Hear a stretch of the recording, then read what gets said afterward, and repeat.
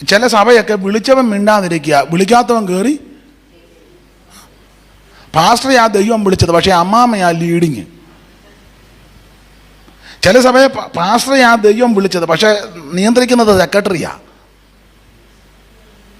വിളിയില്ലാത്തവനെല്ലാം ഇത് ലീഡ് ചെയ്യാൻ തുടങ്ങി. ഞാൻ തെളിയിക്കാം, നിങ്ങൾ വിളിക്കാത്തവനെല്ലാം കയറി സഭ ഭരിക്കാൻ തുടങ്ങി. അതിലെ സഭകളിൽ പ്രശ്നം. പുസ്തകം 11-ാം അധ്യായത്തിന്റെ 17-ാമത്തെ വാക്യത്തിന്റെ പ്രാരംഭ പദമാണ് നമ്മൾ ചിന്തക്കെടുത്തത്. സർവശക്തിയുള്ള ദൈവം. ഞാനും നിങ്ങളും ആരാധിക്കുന്ന ദൈവം സർവശക്തിയുള്ള ദൈവമാണ്. ഇന്നലെ ഓർപ്പിച്ചല്ലോ, നിങ്ങൾക്കറിയാം, അടുത്ത കാലത്ത് മുളച്ച് കിളിച്ച് പൊന്തി വന്നൊരു പുത്തൻ ദൈവമല്ല, നിത്യനായ ദൈവം. സ്തോത്രം. ഈ ആയുസ്സിൽ നമുക്ക് ലഭിച്ചിരിക്കുന്ന ഏറ്റവും വലിയ ഭാഗ്യം സത്യദൈവമായ, നിത്യദൈവമായ, ഏക ദൈവമായ, സാക്ഷാൽ ദൈവമായ, ജീവനുള്ള ദൈവമായ യേശു ക്രിസ്തുവിനെ സേവിക്കുന്നതും സ്നേഹിക്കുന്നതും ആരാധിക്കുന്നതും. അതിൽ കൂടുതൽ വേറെ ഭാഗ്യമൊന്നുമില്ല. സ്തോത്രം. ഒരു കാലത്ത് ഞാനും നിങ്ങളുമെല്ലാം ദൈവത്തെ അറിയാതെ ജീവിച്ചവരാ. അതാണ് നമ്മൾ ഇന്നലെ രാത്രി വായിച്ച് നിർത്തിയത്. വായിച്ചേ, ഗലാത്യ ലേഖനം 4-ാം അധ്യായത്തിന്റെ 8 മുതൽ താഴോട്ട്. നേരത്തെ എങ്ങനായിരുന്നു ഒരു ചെറിയ ചിത്രം. എന്നാൽ അന്നു നിങ്ങൾ ദൈവത്തെ അറിയാതെ സ്വഭാവത്താൽ. പ്രീമിയർ ബൈബിൾ തന്നെയാണോ ഇന്നും കൊണ്ടുവന്ന്? വീട്ടിൽ അതേ ഉള്ളെന്ന് തോന്നുന്നു. എന്നാലും വായിച്ചോ, കുഴപ്പമില്ല. എന്നാൽ അന്ന് നിങ്ങൾ ദൈവത്തെ അറിയാതെ സ്വഭാവത്താൽ ദൈവങ്ങളല്ലാത്തവർക്ക് അടിമപ്പെട്ടിരുന്നു. അന്ന് രക്ഷിക്കപ്പെടുന്നതിന് മുമ്പ്. നമ്മുടെ കാര്യമായി പറയാൻ. എന്നാൽ അന്ന് രക്ഷിക്കപ്പെടുന്നതിന് മുമ്പ് നിങ്ങൾ, നമ്മുടെ കാര്യമാണ്. ദൈവത്തെ അറിയാതെ എന്ന് പറഞ്ഞാൽ സത്യദൈവത്തെ അറിയാതെ മൂഢദൈവങ്ങളുടെ പുറകെ നടക്കുകയായിരുന്നു. ഞാൻ പാട്ടുമൊക്കെ വരുന്നുണ്ട്, പിന്നെ അത് അലോക്യമാകും. അതുകൊണ്ടാണ് നമ്മൾ ഇവിടെ എല്ലാം പോയി എന്തെല്ലാം ചെയ്ത് എന്തെല്ലാം കാട്ടിക്കൂട്ടി. ആ പാട്ടിൻ്റെ മൊത്തം പാടിയാൽ അടിയുടെ ആറാട്ടായിരിക്കും. അതുകൊണ്ട് എൻ്റെ ഒരു വരിയെ പാടുകയുള്ളൂ. വെറുതെ തല്ലുകൊള്ളുക എന്നാൽ ഞാൻ തന്നെ കൊള്ളത്തില്ല, എല്ലാത്തിനും കൊള്ളിച്ചേ പോവുള്ളൂ. ഞാൻ തന്നെ തല്ലി മേടിച്ച് പോകുന്നു നിങ്ങൾ കരുതണ്ട. എന്നെ മേടിക്കുക അന്ന് എല്ലാവർക്കും വീതിച്ച് തരികയും ചെയ്യും. നമ്മളെല്ലാം ഒന്നിച്ച് സ്തോത്രം പറഞ്ഞാലും നമ്മളെല്ലാം ഒന്നിച്ച്, എല്ലാം നമ്മൾ ഒന്നിച്ചാ. അപ്പം അതുകൊണ്ട് എല്ലാവരെയും പിന്നെ കുഞ്ഞെ ബഹളം ഉണ്ടാക്കുക. ഏത് കുഞ്ഞാ? ആരുടെ കുഞ്ഞാ? ബഹളം ഉണ്ടാക്കുക. അതിനെ പിച്ചുകയും കിഴുക്കുകയും ഒന്നും ചെയ്യരുത്. ഒരല്പസമയത്തേക്ക് വെളിയിലോട്ട് നിന്ന് ശാന്തമായി കഴിയുമ്പം അകത്തോട്ട് കുഞ്ഞുമായിട്ട് കയറി വരണം. പിണങ്ങി പോവുകയും ചെയ്യരുത്. അപ്പം ശ്രദ്ധിക്കുക, മൂഢദൈവങ്ങളുടെ പുറകെ ഞാനും നിങ്ങളുമൊക്കെ ഒത്തിരി പോയതാ. ഏതാ? സ്വഭാവത്താൽ ദൈവങ്ങളല്ലാത്തവരുടെ പുറകെ. അതിൻ്റെ ലക്ഷണമായി ഇന്നലെ ഞാൻ പറഞ്ഞല്ലോ, ദൈവം വാക്സിൻ എടുത്തു. ദൈവമല്ല. കുറച്ച് നാൾ മുമ്പ് കേരളത്തിലല്ല, കേരളത്തിന് വെളിയിലാ, ഒരു ദൈവം വെന്റിലേറ്ററിലായിരുന്നു. ശ്വാസം കിട്ടാതെ ദൈവം കിടന്ന്. ശ്വാസം കിട്ടാൻ നിങ്ങളാരും പേപ്പർ ഒന്നും വായിച്ചാല്ലയോ? പേപ്പർ വന്നതാ. അപ്പൊ ഇങ്ങനെയുള്ള പല കാര്യങ്ങൾ ഞാനും നിങ്ങളും എല്ലാം വിരഞ്ഞോടിയതാ. എന്തെല്ലാം ചെയ്തു, എന്തെല്ലാം പ്രവർത്തിച്ചു. ഗുണം വല്ലതും വന്നോ? അതുമില്ല. ആ പാട്ടിൻ്റെ ഒരു വരിയേ പാടുകയുള്ളൂ. അതിന് മേലെ വരികളുണ്ട്, അത് പാടിയ പ്രശ്നമാണ്. ആ വരി ഇങ്ങനെ: എന്തു കൊടുത്താലും എത്ര കൊടുത്താലും എപ്പോഴുമായി ഇരിപ്പ് തന്നെ. അതാ പത്രം അറിഞ്ഞാൽ മതി. എന്തെല്ലാം നമ്മൾ കൊണ്ട്. അതാ എന്തു കൊടുത്താലും എത്ര കൊടുത്താലും എപ്പോഴുമായി ഇരിപ്പ് തന്നെ. സ്തോത്രം. മതി. എന്നാൽ അന്ന് നിങ്ങൾ ദൈവത്തെ അറിയാതെ സ്വഭാവത്താൽ ദൈവങ്ങളല്ലാത്തവർക്ക് അടിമപ്പെട്ടു. ഇപ്പോഴോ ദൈവത്തെ അറിഞ്ഞു. ഇപ്പോഴോ ദൈവത്തെ അറിഞ്ഞു. വിശേഷാൽ ദൈവം നിങ്ങളെ അറിയുന്നു. അതല്ലേ ഏറ്റവും വലിയ ഭാഗ്യം. നിന്നെ അറിയുന്ന ഒരു ദൈവം ഉണ്ടെന്ന്. ഈ നമുക്ക് അന്യോന്യം ആരെയും നല്ലതുപോലെ ഇതുവരെ അറിയത്തില്ല. നിങ്ങൾക്ക് പാസ്റ്റർമാരെ ആരെയും ജോവിനെ അറിയത്തില്ല. വിഷയത്തോടെ എടുക്കുമ്പോഴാണ് തനിനിറം. പിന്നെ ഒരു വിഷയം ഉണ്ടാക്കട്ടെ, ഞങ്ങളെ ബാധിക്കുന്ന വിഷയം എന്ന് വരട്ടെ, എന്നാലും ഞങ്ങളുടെ തനിനിറം. അല്ലെങ്കിൽ ഞങ്ങളിങ്ങനെ ഗ്ലോറി, വിക്ടറി, കാൽവറി, സ്തുതിച്ചാട്ടെ, ഒരിക്കൽ കൂടെ ജീസസ് എന്നൊക്കെ പറഞ്ഞ് പാമ്പ് ചീറ്റുന്നത് പോലെ ചീറ്റി ഇവിടെ നിൽക്കുകയുള്ളൂ. ഞങ്ങളെയോ ഞങ്ങളുടെ ഭാര്യയോ കുഞ്ഞുങ്ങളെയോ കുടുംബത്തെയോ സംബന്ധിക്കുന്ന വിഷയമൊന്നും ഉന്നയിച്ച് അന്നേരം ഞങ്ങളുടെ തനിനിറം അറിയാം. മിണ്ടുകയല്ല. അന്നേരം പിള്ളേരുടെ ഭാഷ പറഞ്ഞാൽ കളി മാറും. ഇനി ദൈവദാസന്മാരും വിഷമിക്കരുത്. നമുക്ക് വിശ്വാസികളുടെ സ്വഭാവം ശരിക്കും അറിയത്തില്ല. ഭാഷ എന്നും പറഞ്ഞിരിക്കുന്ന നമ്മൾ പ്രാർത്ഥിക്കുന്നതുകൊണ്ടാണ്. ഭാഷ എനിക്ക് നിങ്ങളെ ചൊവ്വൻ അറിയാൻ മേല, നിങ്ങൾക്ക് എന്നെയും ചൊവ്വൻ അറിയാൻ മേല. എന്നാൽ എന്നെയും നിങ്ങളെ അറിയുന്നൊരു ദൈവമുണ്ട്. കർത്താവിന് നല്ലതുപോലെ നമ്മളെ അറിയാം. അതുകൊണ്ട് പറയുക, എന്നാൽ അന്ന് നിങ്ങൾ ദൈവത്തെ അറിയാതെ സ്വഭാവത്താൽ ദൈവങ്ങളല്ലാത്തവർക്ക് അടിമപ്പെട്ടു. ഇപ്പോഴോ ദൈവത്തെ അറിഞ്ഞു, വിശേഷാൽ ദൈവം നിങ്ങളെ അറിഞ്ഞിരിക്കുന്നു. നമ്മെ അറിയുന്നൊരു ദൈവമുണ്ട്. കല്യാണം കഴിഞ്ഞിട്ട് ഇത്രയും വർഷമായെങ്കിലും ഭർത്താവിന് ഭാര്യയെ ചൊവ്വനെ അറിയാൻ മേല.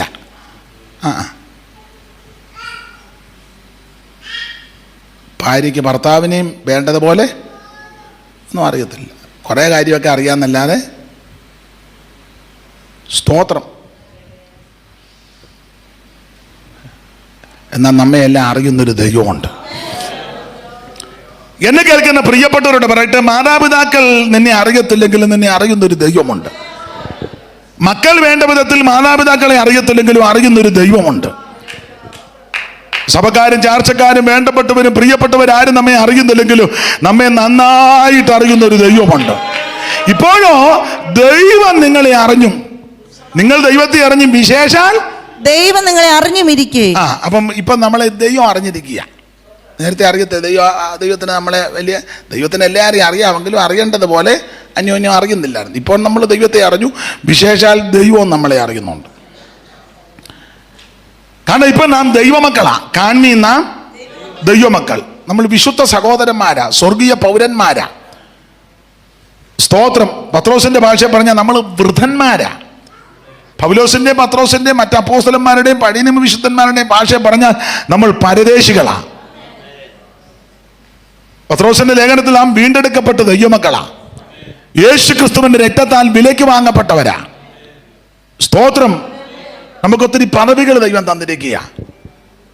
അങ്ങനെയുള്ള നമ്മെ പറ്റി പറയുക, ഇപ്പോഴോ ദൈവത്തെ അറിഞ്ഞും, വിശേഷാൽ ദൈവം നിങ്ങളെ അറിഞ്ഞുമിരിക്കെ നിങ്ങൾ പിന്നെയും ദരിദ്രവുമായ ആദ്യ പാഠങ്ങളിലേക്ക് തിരിഞ്ഞ്. ഒന്നുകൂടെ വായിച്ചേ. നിങ്ങൾ പിന്നെയും ബലഹീനവും ദരിദ്രവുമായ ആദിപാഠങ്ങളിലേക്ക് തിരിഞ്ഞ് അവയ്ക്ക് പുതുതായി അടിമപ്പെടുവാൻ ഇച്ഛിക്കുന്നത് എങ്ങനെ? കണ്ടോ? ഇപ്പോൾ നാം ദൈവത്തെ അറിഞ്ഞു, ദൈവം നമ്മെ അറിഞ്ഞിരിക്കെ നിങ്ങൾ ദൈവമക്കളാ, വീണ്ടെടുക്കപ്പെട്ട ദൈവമക്കളാ. അങ്ങനെയുള്ള നിങ്ങൾ ആ ദരിദ്രവും ബലഹീനമായ പഴയതിലേക്ക് ഇനിയും പോകരുത്. അത്ര ഉള്ള എൻ്റെ ആശയം. ഞാൻ എല്ലായിടത്തും പറയുന്ന കാര്യം ഒന്നുകൂടെ, ഇനി ഓണക്കളിക്കൊന്നും പോകരുത്, ക്ലബിലെ പരിപാടിക്കൊന്നും വടംവലിക്കൊന്നും. നമുക്ക് സഭയ്ക്കകത്ത് വടംവലിയുണ്ട്, പിന്നെ വെളിയിൽ പോയി വലിക്കേണ്ട കാര്യമൊന്നും. ഇതിനകത്ത് ആവശ്യത്തിന് വടമുണ്ട്, വലിക്കാൻ ആളും സെക്രട്ടറിയും ഒരു ഗ്രൂപ്പും കൂടി ഇങ്ങോട്ട് വലിക്കുന്നു, പാസ്റ്ററും ട്രഷാറും കൂടെ അങ്ങോട്ട് വലിക്കുന്നു, പ്രസിഡൻറ്റും സെക്രട്ടറിയും കൂടി ഇങ്ങോട്ട് വലിക്കുമ്പോൾ ട്രഷാറും കമ്മിറ്റിയും കൂടെ അങ്ങോട്ട് വലിക്കുന്നു. സഹോദരിമാർ തമ്മിൽ നമുക്ക് ആവശ്യത്തിന് വടംവലിയുണ്ട്, പിന്നെ നടപടി കടന്ന് ഓണത്തിന് വടം വലിക്കേണ്ട ഒരു കാര്യവും ആരാണ്ട് പോയെന്നാണ് തോന്നുന്നത്. ഇപ്പം കോവിഡ് ആയതുകൊണ്ട് കുഴപ്പമില്ല. സ്തോത്രം. ഞാൻ ഉദാഹരണമായിട്ടൊന്ന് പറഞ്ഞതേ ഉള്ളൂ. ഇതുപോലെ നിരവധി പറയാനുണ്ട്. അത് പറഞ്ഞാൽ ഇന്ന് മുഴുവൻ അതായിരിക്കും വിഷയം. നിങ്ങളും പറയും പുള്ളിക്ക് ഒരു വിഷയം ഇല്ലാതിരുന്നപ്പോൾ അത് കയറി വന്നേ. അതുകൊണ്ട് വേണ്ട. ബലഹീനവും ദരിദ്രവുമായ ആദിപാഠങ്ങളിലേക്ക് ഇനി തിരിഞ്ഞ് അതിനെ അടിമപ്പെടരുത്. പിന്നെ നിങ്ങൾ ദിവസങ്ങളും മാസങ്ങളും ആണ്ടുകളും പ്രമാണിക്കുന്നു. അത് തെറ്റായിട്ട് അവിടെ ഉദ്ദേശിക്കുന്നത്. നിങ്ങൾ ദിവസങ്ങളും മാസങ്ങളും കാലങ്ങളും ആണ്ടുകളും പ്രമാണിക്കുന്നു. അതാ നിങ്ങളിപ്പോൾ അതൊക്കെ ആചരിക്കുന്നു. ബർത്ത്ഡേ, വെഡിങ് ആനിവേഴ്സറി, സപ്തതി, ഷഷ്ടി, വിവാഹത്തിൻ്റെ 50-ാം വാർഷികം, വിവാഹ വാർഷികം. ഇപ്പോൾ ഇവിടുത്തെ തിരുവനന്തപുരത്തെ എഡീഷനിൽ എങ്ങനെയാണെന്നറിയത്തില്ല. പത്തനംതിട്ട, കോട്ടയം എഡീഷനിലൊക്കെ മനോരമയിൽ ഇപ്പോൾ പെന്തിക്കോസുകാർ ചരമവാർഷികവും കൊടുക്കാൻ തുടങ്ങി. ഇവിടെ വല്ലതും വന്നോന്നറിയത്തില്ല. അത് ഒരു ചെറിയ ഭേദഗതി. സ്വർഗത്തിലെ 1-ാം പിറന്നാൾ നിങ്ങൾ വായിച്ചിട്ടുണ്ടോ എന്നറിയത്തില്ല. നിങ്ങൾ വല്ലതും വായിച്ചിട്ടുണ്ടോ? ഇവിടെ തിരുവനന്തപുരം എഡീഷനിലും ഉണ്ടോ? അപ്പം പിന്നെ യോഗാശാബാത്തു ആഘാവൂടെ സംസാരിച്ച പോലെ എൻ്റെ ജനവും നിൻ്റെ ജനവും ഞാനും നീ ഒരുപോലെ ഇരിക്കുന്നു. അപ്പം പിന്നെ എങ്ങനെയുണ്ട്? ഒരു ആത്മീയ പരിവേഷം കൊടുക്കുക. സ്വർഗത്തിലെ 1-ാം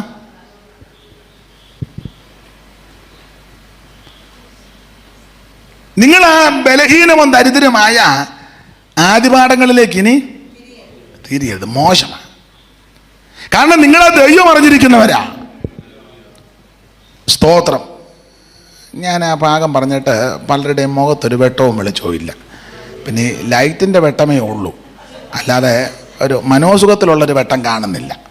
അതുകൊണ്ട് ആ ഭാഗവും പ്രസംഗിക്കുന്നില്ല. അപ്പോൾ ചോദിക്കും പിന്നെ അതെപ്പോഴാണ് പ്രസംഗിക്കുന്നത്? അതെല്ലാം ഞാൻ ദൈവം അനുവദിച്ചാൽ അടുത്ത 22-ാം തീയതി ഒരു പ്രസംഗമുണ്ട്. അത് കുറച്ച് 6 മണിക്കൂർ പ്രസംഗിക്കും ദൈവം അനുവദിച്ചാൽ. അന്നേരം അതെല്ലാം കരുതി വെച്ചിരിക്കുക. സ്തോത്രം. എവിടെയാണെന്നായിരിക്കും അമ്മ ചോദിച്ചത്? ഇവിടെ അങ്ങോ അല്ല അമ്മ, മാവേലിക്കരയല്ല. സ്തോത്രം. കോവിഡ് ആയതുകൊണ്ട് എല്ലാവരെയും കൂട്ടാനൊക്കത്തില്ല, കുറച്ച് പേർക്ക് ഒക്കുള്ളൂ. അപ്പം ശ്രദ്ധിക്കുക, ബലഹീനവും ദരിദ്രമായ ആരുപാടിലേക്ക് തിരിഞ്ഞു പോകരുത്. നിങ്ങൾ ദിവസങ്ങൾ, മാസങ്ങൾ, കാലങ്ങൾ, ആണ്ടുകൾ പ്രമാണിക്കുന്നു. ഞാൻ നിങ്ങൾക്ക് വേണ്ടി അധ്വാനിച്ചത് വെറുതെ ആയി പോയോന്ന് ഭയപ്പെടുന്നു. പൗലോസ് പറയാ, നിങ്ങളുടെ ഇപ്പോഴത്തെ പോക്കും രീതിയും കണ്ടിട്ട് എനിക്ക് ഭയം വരുന്നെന്ന് പൗലോസ് പറയാം. ഗലാത്യരോട് പറയുക, നിങ്ങളുടെ ഇപ്പോഴത്തെ രീതിയും പോക്കും ഒക്കെ കണ്ടിട്ട് പേടി വരുന്നു. ഇപ്പോഴത്തെ പെന്തിക്കോസുകാരുടെ പോക്കും രീതിയൊക്കെ കണ്ടിട്ട് ഭയം വരിക. സ്തോത്രം. പേടി വരുന്നു. ഇതെവിടെ ചെന്ന് നിൽക്കും, എങ്ങനെ ആകും? ആട്ടെ, നമുക്ക് ആ ഭാഗം വിട്ടേക്കാം. അപ്പോൾ ഒരു കാലത്ത് ദൈവത്തെ അറിയാതെ, ദൈവം ആരാണെന്ന് അറിയാതെ അന്ധകാരത്തിന്റെ കുടിയിൽ കിടന്ന എന്നെയും നിങ്ങളെയും യേശുക്രിസ്തു മുഖാന്തരം ദൈവം രക്ഷിച്ചു. ഇപ്പോൾ നാം ഒരു ദൈവ പൈതലായി തീർന്നിരിക്കുക.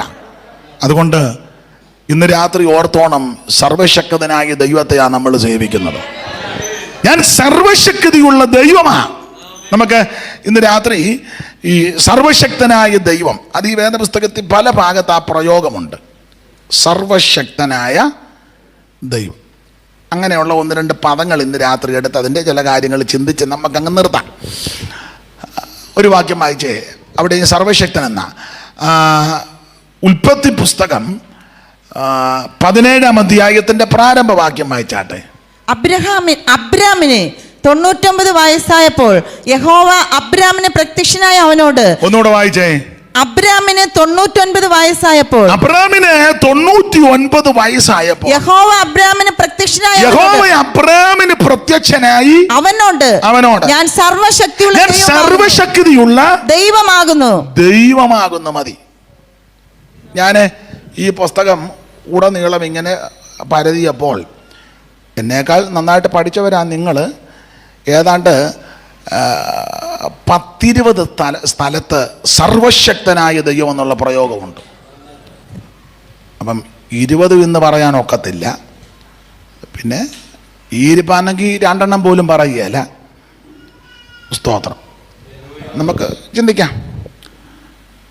ഞാൻ സർവശക്തിയുള്ള ദൈവമാണ്.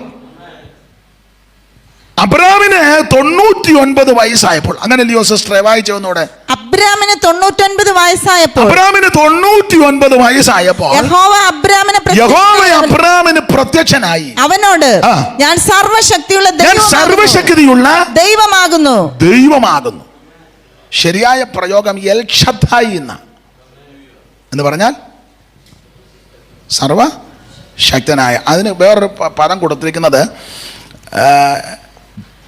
പർവ്വത സമമായി, പർവ്വതം പോലെ.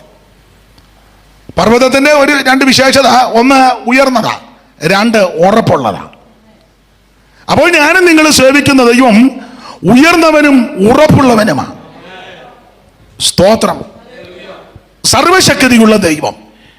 ഇവിടെ അബ്രാമിനോട് ദൈവം പറയുക 99 വയസ്സായപ്പോൾ, അങ്ങനെ അടിച്ചേക്കുന്നത് 99 വയസ്സായപ്പോൾ. ഈ 99 വയസ്സിലും ദൈവം ഇടപെടുന്നുണ്ടല്ലോ. ചില എത്രയുണ്ട് പ്രായം? 10-75 പാസ്റ്ററെ, 75 ആയി. പിന്നെ ഇങ്ങനെ ഓരോ കൃത്രിമം കാണിച്ചുകൊണ്ട് അറിയാതെ ഇങ്ങനെ അഡ്ജസ്റ്റ് ചെയ്ത് പോവുക. വയസ്സ് 75 കഴിഞ്ഞു. ആട്ടെ, ദൈവം ഇടപെടുന്നുണ്ട്.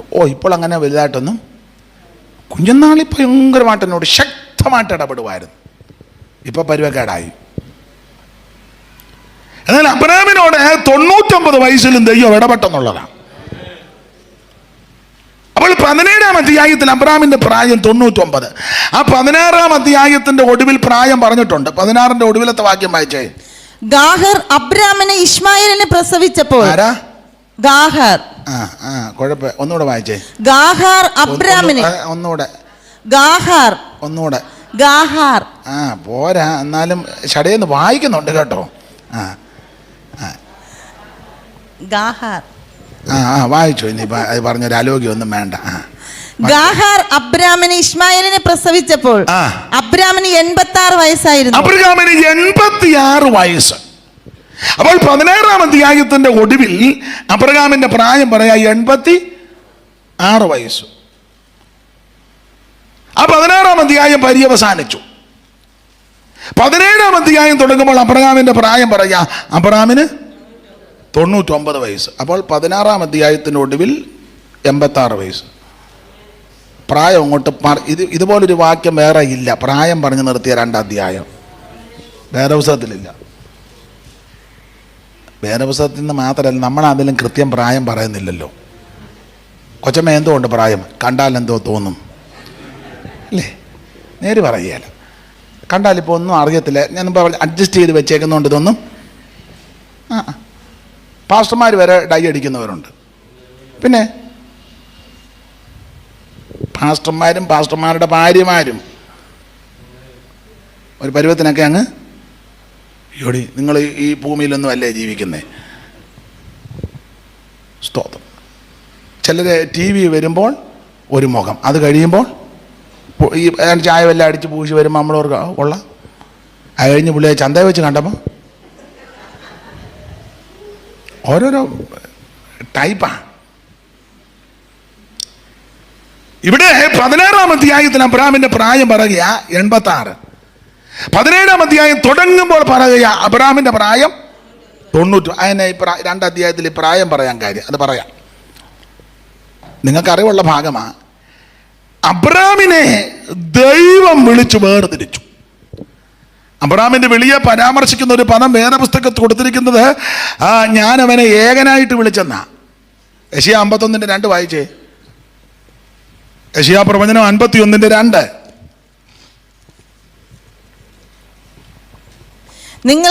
നിങ്ങളുടെ പിതാവായ അബ്രഹാമിങ്കിലേക്കും നിങ്ങളെ പ്രസവിച്ച സാറായിങ്കിലേക്കും തിരിഞ്ഞു നോക്കുവീൻ. ഞാൻ അവനെ ഏകനായിട്ട് വിളിച്ചെന്ന അവനെ നിങ്ങളുടെ പിതാവായ അബ്രഹാമിങ്കിലേക്ക് നിങ്ങളെ പ്രസവിച്ച സാറയിലേക്ക് തിരിഞ്ഞു നോക്കുവീൻ. ഞാൻ അവനെ ഏകനായിട്ട്.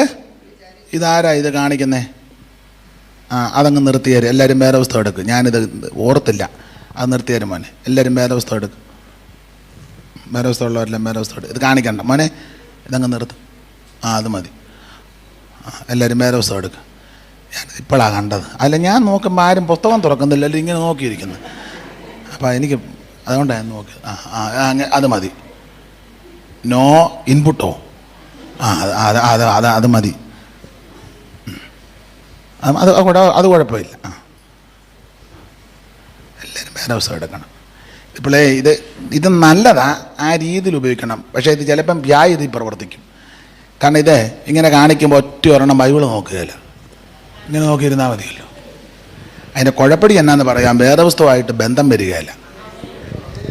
പുസ്തകം എടുത്ത് താള് മറിച്ച് അധ്യായങ്ങളും ആ പുസ്തകവും പഠിച്ചെങ്കിലേ ഇത് തിട്ടം വരുവുള്ളൂ. ഇല്ലേ ഇങ്ങനെ പൊട്ടനാട്ടം കണ്ടതുപോലെ. ഇത് നല്ലതാ, ചീത്തയാന്നല്ല. ഉണർവ് കയറി ഇന്ന് രാത്രി തല്ലിപ്പൊട്ടിക്കൊന്നും ചെയ്യരുത്. എടുത്തടിയടാ നീ ഈ സഭയ്ക്കകത്ത് അങ്ങനൊന്നും ചെയ്യരുത്. അറിയാൻ മേലാത്തൊരു പാട്ട് പാടുമ്പോൾ വേണേ അതൊന്ന് കാണിച്ചു കൊടുക്കണം. എഴുതിയെടുക്കുന്നവർക്ക് എഴുതിയെടുക്കാം, ഒന്ന് നോക്കി പാടാം. പ്രത്യേകമായിട്ട് ഇപ്പോൾ ഒരു കാര്യങ്ങളൊക്കെ നമുക്ക് വേറെ പുസ്തകമല്ല, അല്ലാത്ത കാര്യങ്ങൾ പറയുമ്പം ഒന്ന് കാണിച്ചു കൊടുക്കാം, നല്ലതാണ്. പക്ഷേ ഉദ്ദേശമായിട്ട് പ്രസംഗിക്കുമ്പം വാക്യം കാണിക്കരുത്. കാണിച്ചാൽ കുഴപ്പം, അത് പാപമാണെന്നല്ല, കാണിച്ചാണല്ലോ കുഴപ്പം. ആരും കഴിവിൻ്റെ പരമാവധി മിക്കവരും പുസ്തകം കൊണ്ടുവരികയില്ല, കൊണ്ടുവന്നാലും തുറക്കുകയില്ല. കാരണം ഇവിടെ കാണിക്കുന്നുണ്ടല്ലോ. അപ്പം വേറെ പുസ്തകം എടുത്ത് വായിച്ചാൽ മതി. ഇനി നിങ്ങളുടെ സഭയുടെ നിയമം ഇത് കാണിക്കുമെന്നാണെങ്കിൽ കാണിച്ചോ, ഞാനെങ്ങാനും വരുമ്പോൾ ഇത് കാണിക്കരുത്. ഒരു അലോഗ്യം ഉണ്ടാക്കാതിരിക്കാനേ ക്ലിയറായിട്ട് കാര്യം പറയാൻ. അപ്പൊ ശ്രദ്ധിക്കുക, അബ്രഹാമിനെ ദൈവം വിളിച്ച് വേർതിരിച്ചു. നിങ്ങളുടെ പിതാവായ അബ്രഹാമിലേക്ക്, നിങ്ങളെ പ്രസവിച്ച സാറയിലേക്ക് തിരിഞ്ഞു നോക്കുവീൻ, ഞാൻ അവനെ ഏകനായിട്ട് വിളിച്ചെന്ന. ദൈവം വിളിക്കുന്നതെല്ലാം ഒറ്റയ്ക്കൊറ്റയ്ക്കാ. ദൈവം ആരെ വിളിച്ചോ, എപ്പോൾ വിളിച്ചോ, എവിടെ വെച്ച് വിളിച്ചോ, വിളിച്ചതെല്ലാം വ്യക്തിപരമായിട്ടാണ്. നിങ്ങൾക്കറിയാം വേദപുസ്തകത്തിലെ ആദ്യത്തെ വിളി, ആദമേ നീ എവിടെ? ദൈവം വിളിക്കുക. ആദമേ ദൈവം വിളിക്കുക. ആദമിനെ ദൈവം വിളിക്കുമ്പോൾ തോട്ടത്തിൽ ഹവ്വായുണ്ട്, പക്ഷെ വിളിച്ചത് ആദമിനെ. ഒരിക്കൽ ദൈവാലയത്തിൽ കിടന്നുറങ്ങിയ ശമൂവേൽ ദൈവം വിളിച്ചു, ശമൂവേലേ ശമൂവേലേ അല്ലേ? അപ്പോൾ തന്നെ അവിടെ ഏലിയുണ്ട്, ഏലിക്ക് 2 പിള്ളേരുമുണ്ട്. അപ്പോൾ നിങ്ങളെ വിളിച്ചൊന്നുമില്ല, വിളിച്ചിട്ടും വലിയ കാര്യമില്ല.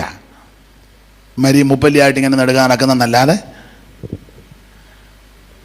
സ്തോത്രം, ദൈവമായിട്ട് ബന്ധമില്ല. അപ്പൊ ചുരുക്കി പറഞ്ഞാൽ ദൈവം വിളിക്കുന്നതെല്ലാം ഒറ്റയ്ക്കൊറ്റയ്ക്കാണ്. അബ്രഹാമിന്റെ വിളിയെപ്പറ്റി പറയുക, ഞാൻ അവനെ ഏകനായിട്ട് വിളിച്ചു. അബ്രഹാം ദൈവത്തിന്റെ വിളി കേട്ട് ഇറങ്ങി.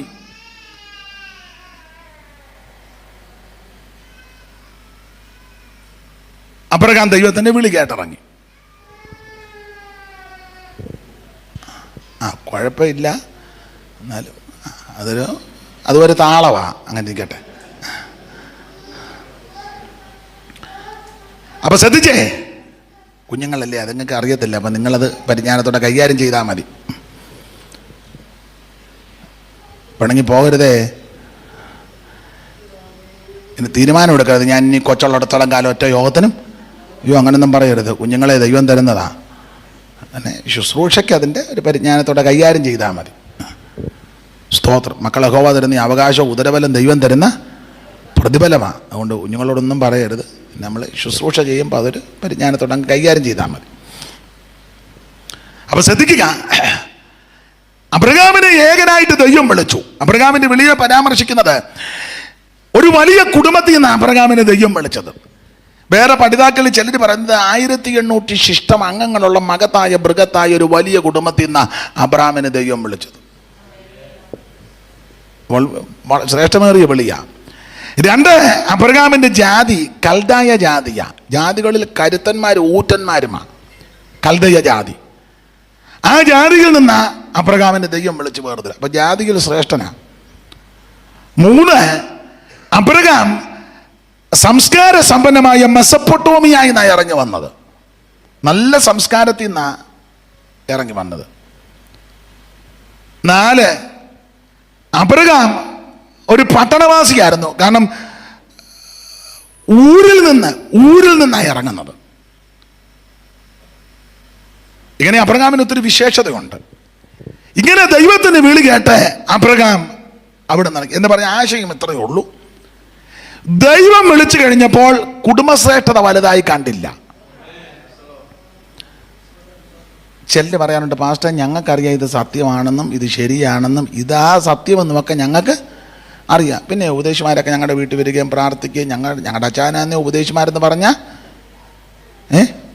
ജീവന നല്ല കാര്യം. ഞങ്ങൾക്കിതെല്ലാം അറിയാം. പക്ഷേ ഞങ്ങൾക്ക് അങ്ങനെ പെട്ടെന്ന് എടുത്ത് ചാടിയൊന്നും വരാൻ ഒക്കത്തില്ല. വട്ടപ്പാറയിൽ ഞങ്ങളുടെ കുടുംബമെന്ന് പറഞ്ഞാൽ വട്ടപ്പാറ മുതൽ മണ്ണന്തല വരെ ഞങ്ങളുടെ കുടുംബക്കാരാ, റോഡിൻ്റെ 2 സൈഡിലും. അന്നേരം തന്നെ മനസ്സിലായി, കാരണം പുറമ്പോക്കായിരുന്നു, പിന്നെ അത് വെട്ടിപ്പിടിച്ചാന്ന് കാര്യമൊക്കെ എനിക്ക് പിടികിട്ടും. റോഡിൻ്റെ 2 പിന്നെ ഗവൺമെൻറ് കാരണം ഉണ്ടായിരുന്നുകൊണ്ട് എന്നാൽ പിന്നെ അതങ്ങ് എടുത്തോളാൻ പറഞ്ഞ്. ഞങ്ങൾക്കങ്ങനെ പെട്ടെന്ന് ചാടി ഇറങ്ങി വരാനൊന്നും ഒക്കത്തില്ല. ഞങ്ങളുടെ കുടുംബം ഭയങ്കര കുടുംബമാണ്. അങ്ങനെയുള്ളവരെ അബ്രഹാമിനെ ഒന്ന് നോക്കിക്കേ. 1800 ശിഷ്ടം അംഗങ്ങളുള്ള മകത്തായ ബൃഹത്തായ ഒരു വലിയ കുടുംബത്തിൽ നിന്ന് ദൈവശബ്ദം കേട്ടപ്പോൾ കുടുംബത്തെ വലുതായി കണ്ടില്ല. ആ ശബ്ദം കേട്ട ദൈവത്തിൻ്റെ പിന്നാലെ ഇറങ്ങിത്തിരിച്ചു. അതുകൊണ്ട് നീ നിന്റെ കുടുംബത്തിൻ്റെ മഹിമയൊക്കെ പറഞ്ഞ് ആയുസ് നഷ്ടപ്പെടുത്തി കളയാതെ സ്തോത്രം വിളിച്ച ദൈവത്തെ പ്രസാദിപ്പിക്കാൻ ഇറങ്ങിക്കോണമെന്ന് രാത്രി. Price the Lord. ചിലരോട് നമ്മളെ സുവിശേഷമൊക്കെ പറഞ്ഞ് കാര്യമൊക്കെ അവർ പറയുന്നത് സ്തോത്രം ഞങ്ങളെ അങ്ങനെ പെട്ടെന്ന് ചാടി വരാനൊന്നും ഒക്കത്തില്ല. ഞങ്ങൾക്കൊരു സ്റ്റാൻഡേർഡ്, ഒരു സംസ്കാരമുണ്ട്. നിങ്ങളുടെ കൂടെ വരുന്ന എല്ലാവരും ഒന്നും സംസ്കാരമൊന്നും ഉള്ളവർ ചുമ്മാ നിങ്ങളുടെ കൂട്ടത്തിൽ എല്ലാ വിഭാഗക്കാരും ഇല്ലേ? എന്നോട് ചോദിച്ചിട്ടുണ്ട്, നിങ്ങളുടെ കൂട്ടത്തിൽ എല്ലാ വിഭാഗക്കാരും നിങ്ങൾക്ക് ആർക്കും ഒന്നും അറിയാൻ മേല. ഈ ഓടക്കൊണ്ടാക്കും, എന്നാലും പറയാതിരിക്കാനൊക്കത്തില്ല. ഇതിനനുസരിച്ചൊന്നും അല്ല ഈ സഭയുണ്ടാക്കിയേക്കുന്നു ഒന്നും പലരും. എല്ലാ വിഭാഗത്തിലും ദൈവസഭ ഏതാന്ന് ചോദിച്ചാൽ രക്ഷിക്കപ്പെട്ടവരുടെ കൂട്ടമാണ്. അത് ജാതിയിൽ നിന്നും ഗോത്രത്തിൽ നിന്നും ഭാഷയിൽ നിന്നും വംശത്തിൽ നിന്നും യേശു ക്രിസ്തുവിനാൽ അവന് പിടിക്കപ്പെട്ട് ക്രിസ്തുവേശുവിനെ രക്ഷിതാവായി സ്വീകരിച്ച് വേർപെട്ടു വന്നവരുടെ കൂട്ടമാണ് ദൈവസഭ. അതാ എല്ലാ വിഭാഗത്തിൽ നിന്നും ഉള്ളവർ രക്ഷിക്കപ്പെട്ടു വന്നു, അതാ സഭ. മറ്റേതൊന്നും സഭയല്ല, ഓരോ സംഘടനയാണ്.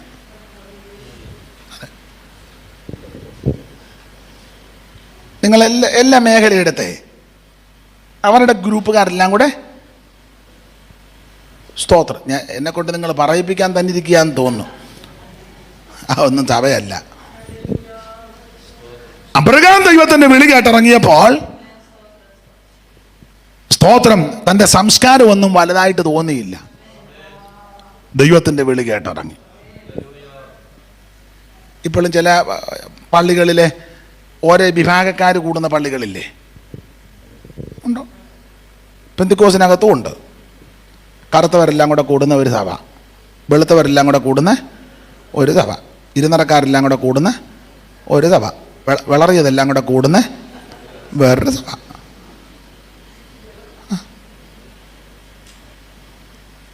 അവർ എവിടെയും ചെന്നാലും അവരുടെ ആൾക്കാരെ മാത്രം കൂട്ടി തല്ലിക്കൂട്ടി സഭയുണ്ടാക്കുക. പരമാർത്ഥം ആയിരിക്കും. എന്നോട് പുള്ളി കള്ളം പറയുകയല്ല. തിരുവനന്തപുരം സിറ്റിക്കകത്ത് ഒരു CSI ചർച്ച ഉണ്ട്. ഇവിടെ ഉള്ളവർക്കാർക്കും അവിടെ വലിയ മെമ്പർഷിപ്പ്, തമാശ പറഞ്ഞല്ല, അത് അവിടുന്ന് വന്നവർ. എവിടുന്ന്? എല്ലാം ഞാൻ ദൃഷ്ടാന്തമായിട്ടൊരു കാര്യം അങ്ങോട്ട് സൂചിപ്പിച്ചതാണ്.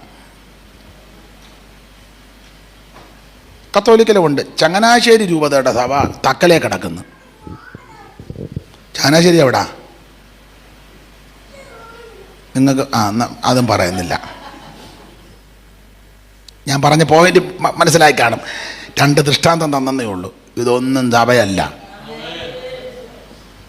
കുറേ ആൾക്കാരെല്ലാം കൂടി ഇരുന്ന് തമ്പേറും തല്ലിപ്പോയിട്ട് ചൊച്ച ഉണ്ടാക്കുന്നതല്ലാതെ സഭ രക്ഷിക്കപ്പെട്ടവരുടെ കൂട്ടമാണ്. കക്ഷി പക്ഷ വർഗ വർണ്ണ വ്യത്യാസം കൂടാതെ യേശു ക്രിസ്തുവിനെ രക്ഷകനായി സ്വീകരിച്ച് വേർപെട്ടു നിൽക്കുന്ന സമൂഹമാണ് ദൈവസഭ. സ്തോത്രം. അപ്പോൾ അബ്രഹാം ദൈവത്തിന്റെ വിളി കേട്ട് ഇറങ്ങി തിരിച്ചപ്പോൾ സംസ്കാരമൊന്നും വലുതായിട്ട് കണ്ടില്ല. അങ്ങനെ അബ്രഹാം ഇറങ്ങിയത്. അബ്രഹാമിന്റെ വിളിയെ പരാമർശിക്കുന്ന കാര്യമാണ് ഓർപ്പിച്ചത്. അങ്ങനെ അബ്രഹാം വിളി കേട്ടിറങ്ങി. ആ അബ്രഹാമിനോട് ദൈവം പറഞ്ഞ കാര്യമാണ് 12-ാം അധ്യായത്തിന്റെ 1-ാം വാക്യം വായിച്ചേ. 12:1. യഹോവ അബ്രാമിനോട് അരുളി ചെയ്തത് എന്തെന്നാൽ നീ നിന്റെ ദേശത്തെയും ചാർച്ചക്കാരെ പിതൃഭവനത്തെയും വിട്ടു പുറപ്പെട്ട് ഞാൻ നിന്നെ കാണിപ്പാനിരിക്കുന്ന ദേശത്തേക്ക് പോകാം. 3 കാര്യം ദൈവം പറഞ്ഞു. ദേശം, ചാർച്ച, പിതൃഭവനം വിടണം. ഇതെവിടെ വെച്ചാ ദൈവം പറയുന്നത്? ആ ഭാഗം പഠിക്കുമ്പോൾ ഹാരാനി വെച്ച് പറയുന്നതായിട്ടാണ് കാണുന്നത്. ആ 11-ന്റെ ഒടുവിൽ വായിച്ചേ. തേരഹിന്റെ ആയുഷ്കാലം 205 സംവത്സരമായിരുന്നു. തേരഹ് ഹാരാനിൽ വെച്ച് മരിച്ചു. അങ്ങനെ 11-ാം അധ്യായം തീരുക. ഉടനെ 12-ാം അധ്യായത്തിൽ ദൈവം പറയുക, നീ ദേശവും ചാർച്ചയും പിതൃഭവനോ വിടണം. അപ്പൊ ഇതെവിടെ വെച്ചാ പറയാനേ? ഹാരാനി വെച്ചാ. അബ്രഹാമിനെ പറ്റി വേദപുസ്തകത്തിൽ ആദ്യം കാണുന്നത് ഉൽപ്പത്തി പുസ്തകം 11-ന്റെ 26 വായിച്ച്. 26. തേരഹിന് 70 വയസ്സായപ്പോൾ അവൻ അബ്രാം, നാഹോർ, ഹാരാൻ എന്നിവരെ ജനിപ്പിച്ചു. വേദപുസ്തകത്തിൽ ആദ്യമായിട്ട് അബ്രാം എന്ന പരാമർശം കാണുന്നത് ഉൽപ്പത്തി 11-26. ഈ അബ്രഹാമിനെ ദൈവം വിളിച്ചു 12-1 കാണുന്നു. അപ്പോൾ തന്നെ അബ്രഹാമിനെ പറ്റിയുള്ള ചരിത്രമാണ് 11-ന്റെ 27 വായിര്. തേരഹിന്റെ വംശാവലി. തേരഹിന്റെ വംശപാരമ്പര്യമാവിത്. തേരഹ് അബ്രാമിനെയും നാഗോറിനെയും ഹാരാനെ ജനിപ്പിച്ചു. ഹാരാൻ ലോത്തിനെ ജനിപ്പിച്ചു. എന്നാൽ ഹാരാൻ തന്റെ ജന്മദേശത്ത് വെച്ച് കൽദയരുടെ ഒരു പട്ടണമായ ഊരി വെച്ച് തന്റെ അപ്പനാകുന്ന തേരഹിന് മുന്നേ മരിച്ചുപോയി. അബ്രാമിൻ നാഗോറും ഭാര്യമാരെ എടുത്തു. അബ്രാമിന്റെ ഭാര്യയ്ക്ക് സാറ എന്നും നാഗോറിന്റെ ഭാര്യയ്ക്ക് മിൽക്ക എന്നും പേർ. അടുത്തത്, ഇവൾ മിൽക്കായുടെയും ഇസ്കായുടെയും അപ്പനായ ഹാരാന്റെ മകൾ തന്നെ. അടുത്തത് തന്നെ, സന്തതി ഉണ്ടായിരുന്നില്ല. അടുത്ത തേരഹ് തന്റെ മകനായ അബ്രാമിനെയും ഹാരാന്റെ പൗത്രൻ തന്റെ പൗത്രൻ ലോത്തിനെയും തന്റെ മകനായ അബ്രഹാമിന്റെ ഭാര്യയായി മരുമകളാകുന്ന സാറായം കൂട്ടിക്കൊണ്ട് കൽദയരുടെ ഒരു പട്ടണമായ ഊരിൽ നിന്ന് കനാൻ ദേശത്തേക്ക് യാത്രയാകുവാൻ പുറപ്പെട്ടു. അങ്ങനെ അവർ ഹാരാൻ വരെ വന്നവിടെ പാർത്തു. തേരഹിന്റെ ആയുഷ്കാലം 205 സംവത്സരം. തേരഹ് ഹാരാന് വെച്ചു മരിച്ചു. ഇതാണ് ആ ചരിത്രം. അപ്പോൾ അബ്രഹാമിനെ ദൈവം വിളിച്ചു. അബ്രഹാം വിളി കേട്ടിറങ്ങി. ചരിത്രമാണ്. 12-ാം അധ്യായത്തിൽ ദൈവം പറഞ്ഞു 3 കാര്യം വിടണം. ദേശം, ചാർച്ച, പിതൃഭവനം. 3 കാര്യം വിടണം. ദേശവും ചാർച്ചയും. അപ്പൊ ഇത് ഉൽപ്പത്തി പുസ്തകം 12 പഠിക്കുമ്പോൾ ഹാരാനി വെച്ച് ഇടപെട്ടെന്നാ കാണുന്നത്. കാരണം 11-ന്റെ ഒടുവിൽ ഹാരാനി വന്നെന്നാ. അപ്പൊ ഹാരാനി വെച്ച്, പക്ഷെ ഹാരാനി വെച്ച് ഇടപെട്ടെങ്കിലും ഹാരാനി വരുന്നതിന് മുന്നമേ ദൈവം ഇടപെട്ടതാ. വായിച്ചേ. അപ്പോസ്തല പ്രവൃത്തി 7-ാം അധ്യായത്തിന്റെ 1-2. ഇതെല്ലാം നമുക്ക് അറിവുള്ള വാക്യമാണ്, ഞാനൊന്ന് ഓർപ്പിക്കുന്നതേ ഉള്ളൂ. വായിച്ചേ. ഇത് ഉള്ളത് തന്നെയോ എന്ന് മഹാപുരോഗം ചോദിച്ചെന്ന് അവൻ പറഞ്ഞത്, സഹോദരന്മാരും പിതാക്കന്മാരുമായുള്ള പുരുഷന്മാരെ കേട്ടുകൊള്ളുവിൻ. നമ്മുടെ പിതാവായ അബ്രാം പണ്ട് ഹാരാനി വന്ന് പാർക്കുന്നതിന് മുമ്പ് മെസൊപ്പൊത്താമിയയിൽ ഇരിക്കുമ്പോൾ തന്നെ തേജോമയനായ ദൈവം അവന് പ്രത്യക്ഷനായി. ശ്രദ്ധിച്ചേ, ഇതുള്ളത് തന്നെയോ എന്ന് മഹാപുരോഹിതൻ ചോദിച്ചത് അവൻ പറഞ്ഞ, സഹോദരന്മാരും പിതാക്കന്മാരുമായുള്ള പുരുഷന്മാരെ കേട്ടുകൊള്ളുവിൻ. നമ്മുടെ പിതാവായ അബ്രാം ഹാരാനി വന്ന് പാർക്കുന്നതിന് മുമ്പ്.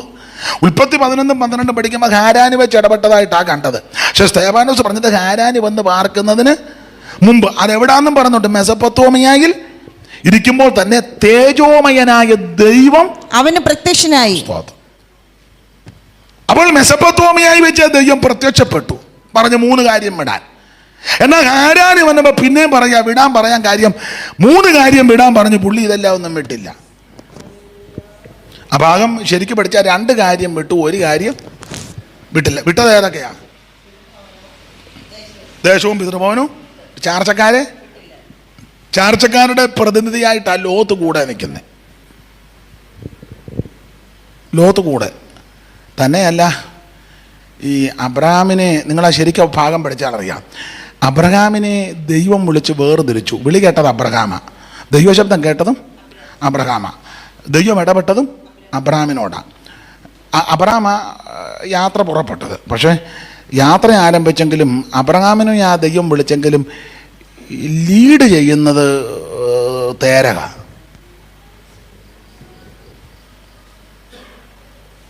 ലീഡ് ചെയ്യുന്നത് ചില സഭയൊക്കെ വിളിച്ചവൻ മിണ്ടാതിരിക്കുക, വിളിക്കാത്തവൻ കയറി. പാസ്റ്ററെ ആ ദൈവം വിളിച്ചത്, പക്ഷേ അമ്മാമ്മയാ ലീഡിങ്. ചില സഭയെ പാസ്റ്ററെ ആ ദൈവം വിളിച്ചത്, പക്ഷേ നിയന്ത്രിക്കുന്നത് സെക്രട്ടറിയാ. വിളിയില്ലാത്തവനെല്ലാം ഇത് ലീഡ് ചെയ്യാൻ തുടങ്ങി. ഞാൻ തെളിയിക്കാം. നിങ്ങൾ ദിവസം വായിച്ച് ആ 11-ാം അധ്യായത്തിൻ്റെ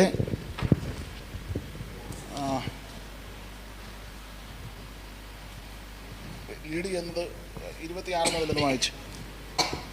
26 ആ 11-ന്റെ ഈ ഭാഗം മുതൽ വായിച്ച്.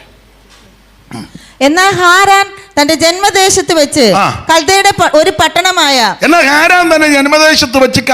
ഒരു പട്ടണമായ ഊരി വെച്ച് തന്റെ അപ്പനായ തേരഹിന് മുൻപേ മരിച്ചുപോയി. അബ്രാമും നാഹോരും ഭാര്യമാരെ എടുത്തു. അബ്രാമിന്റെ ഭാര്യയ്ക്ക് സാറായി എന്നും നാഹോരിന്റെ ഭാര്യയ്ക്ക് മിൽക്ക എന്നും പേർ. ഇവൾ മിൽക്കായുടെ ഇസ്കായുടെ അപ്പനായ ഹാരാന്റെ മകൾ തന്നെ. സാറായി മച്ചിയായിരുന്നു, അവൾക്ക് സന്തതി ഉണ്ടായിരുന്നില്ല. തേരഹ് തന്റെ മകനായ അബ്രാമിനെയും ഹാരാന്റെ മകനായ തന്റെ പൗത്രൻ ലോത്തിനെയും തന്റെ മകനായ അബ്രാമിന്റെ ഭാര്യയായ മരുമകളാകുന്ന സാറായേയും കൂട്ടി. അപ്പൊ ആരെയൊക്കെ കൂട്ടി? ലോത്തിനെ കൂട്ടി. ലോത്തിന്റെ ഭാര്യയോ? അബ്രാമിന്റെ ഭാര്യ തേരകിന്റെ മരുമകൾ സാറ. അപ്പൊ തേരക് ലോത്തിനെ കൂട്ടി, സാറായിയെ കൂട്ടി. പിന്നെ എന്നെ നോക്കാതെ അങ്ങോട്ട് നോക്ക്. എന്നെ നോക്കിയോണ്ടല്ലേ തെറ്റിയത്? എവിടാണോ? ഒന്നുകൂടെ വാക്യം വായിച്ചേ. തേരക് തന്റെ മകനായ അബ്രാമിനെയും. അങ്ങനെ പറ. അപ്പൊ തേരക് തന്റെ മകനായ അബ്രാം, പിന്നെ ഹാരാന്റെ മകനായ തന്റെ പൗത്രൻ ലോത്ത്, പിന്നെ മരുമകളാകുന്ന സാറായെ കൂട്ടി കൽദയുടെ പട്ടണമായ ഊരിൽ നിന്ന് കനാൻ ദേശത്തേക്ക് പോകുവാൻ പുറപ്പെട്ടു. ഈ വാക്യം മാത്രം പഠിച്ചാൽ കനാലിലോട്ട് പോകുന്നത് ആരാ? തേരകാന്ന് പോകും. ചിന്തിക്കും. ഈ വാക്യം മാത്രം പഠിച്ചവർക്ക് തേരകനെയാ ദൈവം വിളിച്ചത്. അപ്പൊ തേരക് പറഞ്ഞു, വാടാ മോനെ അവറാച്ച നീയും വാ, നിന്റെ പമ്പള ആറാമേ വിളിക്കും. ഉടനെ പറഞ്ഞു, മോന്റെ മോനുണ്ട് ആരാ? ലോത്ത്, വാ നീയും വാ. 3 എണ്ണത്തിനും കൂടെ പറക്കി തേരക് പോവാ കനാലിലോട്ട്. വിളിച്ചത് ആരെയാ? അബ്രാമിനെയാ. ആരാ വിളിച്ചത്? നന്നായിട്ട് പറ. മുമ്പേ വായിച്ച വാക്യത്തിന്റെ വെളിച്ചത്തിൽ പറ. അങ്ങനൊന്നും പറഞ്ഞാൽ ഒക്കത്തില്ല. സർവശക്തി അങ്ങനൊന്നും ഉറക്കെ പറഞ്ഞാൽ ഞാൻ അംഗീകരിക്കുമെന്നാണോ? തേജോമയനായ ദൈവം. സ്തോത്രം. വിളിച്ചത് ആശാരിപദേശി പറയുന്നൊരു പദം കിടക്കുക. നിന്നെ വിളിച്ചത് ആപ്പയും ഊപ്പയും ദൈവമല്ല. കൊങ്ങായിക്ക് പിടിക്കുന്ന പുള്ളിയെ ചെന്ന് പിടിക്കട്ടെ. പുള്ളിയെ പിടിക്കണമെങ്കിൽ ഇച്ചിരി പുള്ളി ദൈവസന്നിധിയില്ല. തേജോമയനായ ദൈവം അബ്രാമിനെ വിളിച്ചേ. അപ്പോൾ അബ്രഹാമിനെ ദൈവം വിളിച്ചതാ. പക്ഷെ ഈ 11-ാം അധ്യായം പഠിച്ചാൽ ലീഡ് ചെയ്യുന്നത് ആരാ? തേരകനെ ദൈവം വിളിച്ചാന്നോ? അല്ല.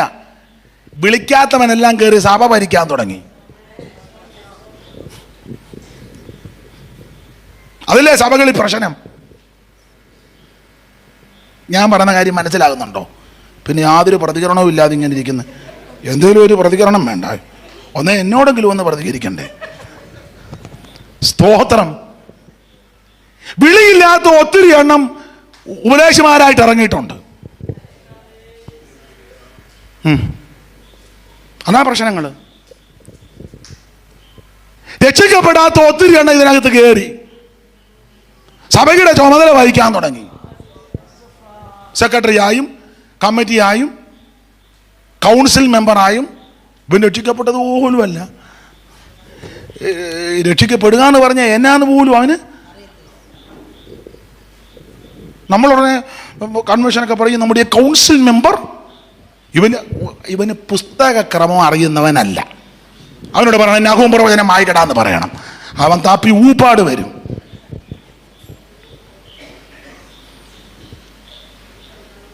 വിളിയില്ലാത്ത ധാരാളം ആൾക്കാർ ഇത് ലീഡ് ചെയ്യാൻ തുടങ്ങി. അതാ പ്രശ്നം. എൻ്റെ വിഷയം അതല്ലാത്ത കൊണ്ട് ഞാൻ ആ ഭാഗത്ത് അധികം നിൽക്കുന്നില്ല. അപ്പൊ ദൈവത്തിന് മനസ്സിലായി അവറാച്ചനോട് ഇനിയും കാര്യം പറഞ്ഞില്ലെങ്കിൽ അവസാനം ഈ വലിയ മൂപ്പിലെ ആയിരിക്കും അവറാച്ചനെ ലീഡ് ചെയ്ത് കൊണ്ടുപോകുന്നത്. അതുകൊണ്ടാണ് ദൈവം 12-ാം അധ്യായത്തിൽ പറഞ്ഞത്, നീ ദേശത്തെയും ചാർച്ചക്കാരെയും പിതൃമരുത്തെയും വിടാൻ പറഞ്ഞു. ലോത്ത് കൂടെ നിൽക്കുക, തേരഹ് അതിനു മുന്നേ മരിച്ചു. ഇങ്ങനെ അബ്രഹാം ദൈവത്തിന്റെ വിളി കേട്ടിറങ്ങി. ആട്ടെ, കർത്താവിന്റെ വേലയ്ക്ക് വിളിയുള്ളവർ വേണം. ആ വേല വിശേഷിച്ച് ഇടയ ശുശ്രൂഷ ചെയ്യുന്നവർ, അതിന് പക്വതയും തന്മയത്വവും സമർപ്പണമുള്ളവർ വേണം അത് ചെയ്യാൻ. ഇല്ല, പ്രശ്നമാണ്. സ്തോത്രം. പ്രശ്നമുണ്ടാകും. ദൈവം ഏത് ശുശ്രൂഷയാണ് ഏൽപ്പിച്ചത്, ആ ഏൽപ്പിച്ച ശുശ്രൂഷ ചെയ്തോണം. ഏൽപ്പിക്കാത്ത ശുശ്രൂഷ ചെയ്താൽ പ്രശ്നമാകും. നിങ്ങളെല്ലാ മേഖലയെടുത്തെ, എല്ലാ മേഖലയെടുത്തെ ഇവിടെ ഇരിക്കുന്ന എല്ലാവർക്കും ദൈവ ശുശ്രൂഷ തന്നിട്ടുണ്ട്. ഇവിടെ ഇരിക്കുന്ന ആർക്കും കൃപയില്ലാത്തവരില്ല, സകല ആൾക്കാർക്കും കൃപയുണ്ട്.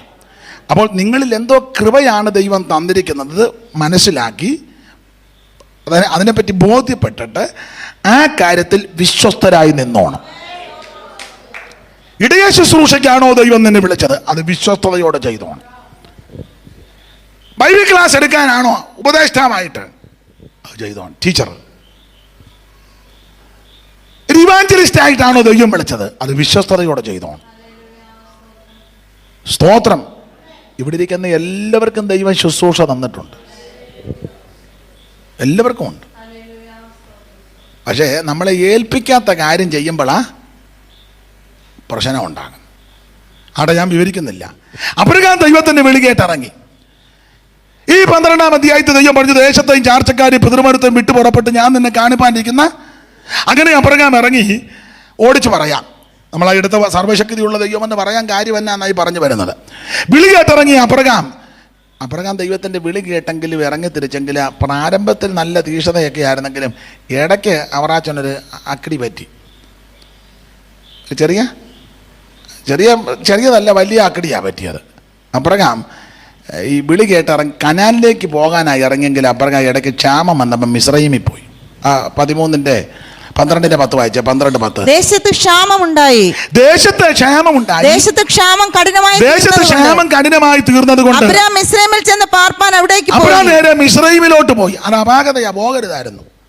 ദേശത്ത് ക്ഷാമം വന്നപ്പോൾ അബ്രഹാം നേരെ മിസ്രയീമിൽ പോയി. മിസ്രയീമിൽ പോകരുതായിരുന്നു, കാരണം പ്രശ്നം വന്നപ്പോൾ ദൈവത്തോട് ആലോചന ചോദിക്കണം. കനാലിലോട്ടല്ലേ പോകാൻ ഇറങ്ങിയത്, പിന്നെന്തിനാ മിസ്രയീമിലോട്ട് പോകുന്നത്? അബ്രഹാം നേരെ മിസ്രയീമിൽ പോയി. അത് അപാകതയാ. എന്നാൽ സംഭവം പിന്നീടാണെങ്കിലും വേദപുസ്തകം പഠിക്കുന്നവർക്കറിയാം, അബ്രഹാമിൻ്റെ കാലത്തുണ്ടായ ക്ഷാമം പോലെ ഇസഹാക്കിൻ്റെ കാലത്തും ഇസഹാക്കിൻ്റെ കാലത്ത് ക്ഷാമം ഉണ്ടായപ്പോൾ ഇസഹാക്ക് എങ്ങോട്ട് ഓടിയില്ല, ഇസഹാക്ക് ദൈവത്തോട് ആലോചന ചോദിച്ചു. കർത്താവേ, ഞാൻ മിസ്രയീമിലോട്ട് ഒന്ന് പൊക്കോട്ടെ. തമ്പുരാൻ പറഞ്ഞു, പോകരുത്, നിൻ്റെ അപ്പൻ അവറാച്ചം പോയതിൻ്റെ കെടുതി ഇതുവരെ തീർന്നിട്ടില്ല. നിങ്ങൾ വേദപുസ്തകം മൊത്തം പഠിച്ച് അബ്രഹാം ഒരൊറ്റ പോക്ക് പോയതാ മിസ്രയീമിലോട്ട്. ആ പോക്കിനാലെ തളയെ കെട്ടിയത് ഏതാ? ഹാഗാറിനെ അവിടെ വെച്ച് കിട്ടിയതാ. സെർവൻ്റായിട്ട് കൊണ്ടുവന്ന, കാരണം സാറാമ്മയ്ക്ക്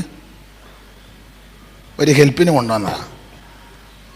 അവസാനം ഒട്ടകത്തിന് ഇട കൊടുത്ത പോലായി. സ്തോത്രം. നിങ്ങൾക്ക് വേറെ പുസ്തകം വായിക്കുന്നവർക്കറിയാം. അവസാനം സാറാമ്മ തന്നെ അബ്രഹാമിനോട് പറഞ്ഞു, ആ ഭാഗത്തേക്ക് ഞാൻ വരുന്നുണ്ട്, ഒരു കുട്ടിയുണ്ടായി, ഹാഗറിൽ കൂടി, ഇഷ്മായേൽ. അവനെപ്പറ്റി എഴുതിയിരിക്കുന്നത് കാട്ടുകഴുത പോലാന്ന്. കഴുതയ്ക്കോ ബോധമുള്ളതല്ല, അപ്പം പിന്നെ കാട്ടുകഴുതയോ? അവനെപ്പറ്റി എഴുതിയിരിക്കുന്ന സഹോദരന്മാർക്ക് എതിരെ മാർക്ക് വന്ന മുഴുവനും എതിരാ അല്ലേ? മുഴുവൻ അതൊന്നും ഇപ്പം ഇത് പിടിക്കുന്നുണ്ടെന്നും പറയാനൊക്കത്തില്ല. മുഴുവൻ എതിരാ.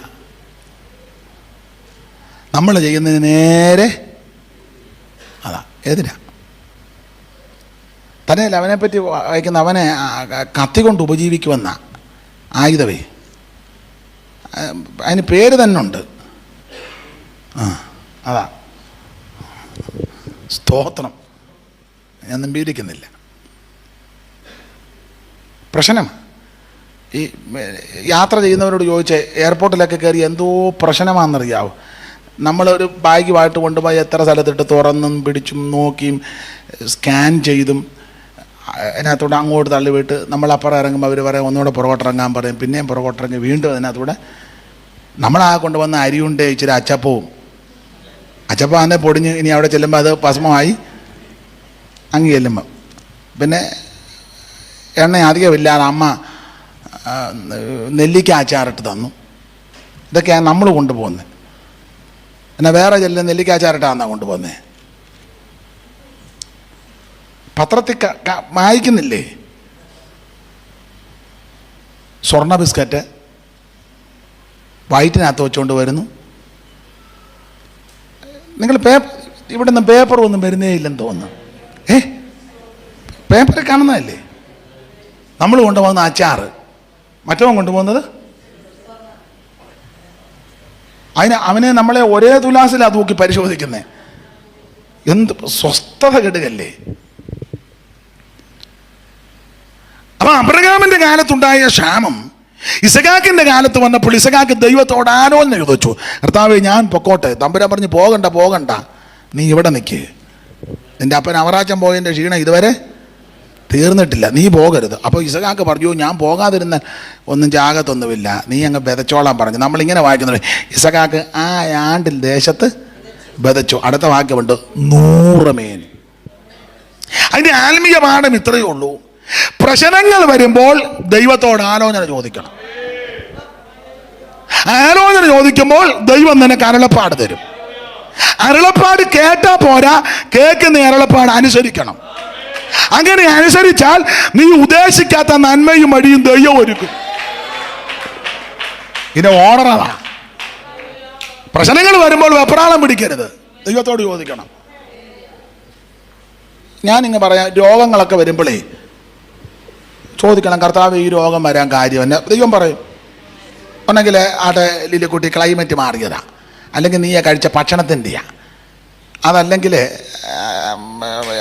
ഉണ്ടല്ലോ ശരീരത്തിൻ്റെ പ്രയാസം കൊണ്ടാണ്. ഇതൊന്നും വലിയ ദൈവം പറയും, നീ കഴിഞ്ഞ ആഴ്ച ചെയ്ത പാപത്തിൻ്റെ ശിക്ഷയാ. ദൈവം പറയും. അപ്പം അതിന് പരിഹാരവും പറഞ്ഞു തരും.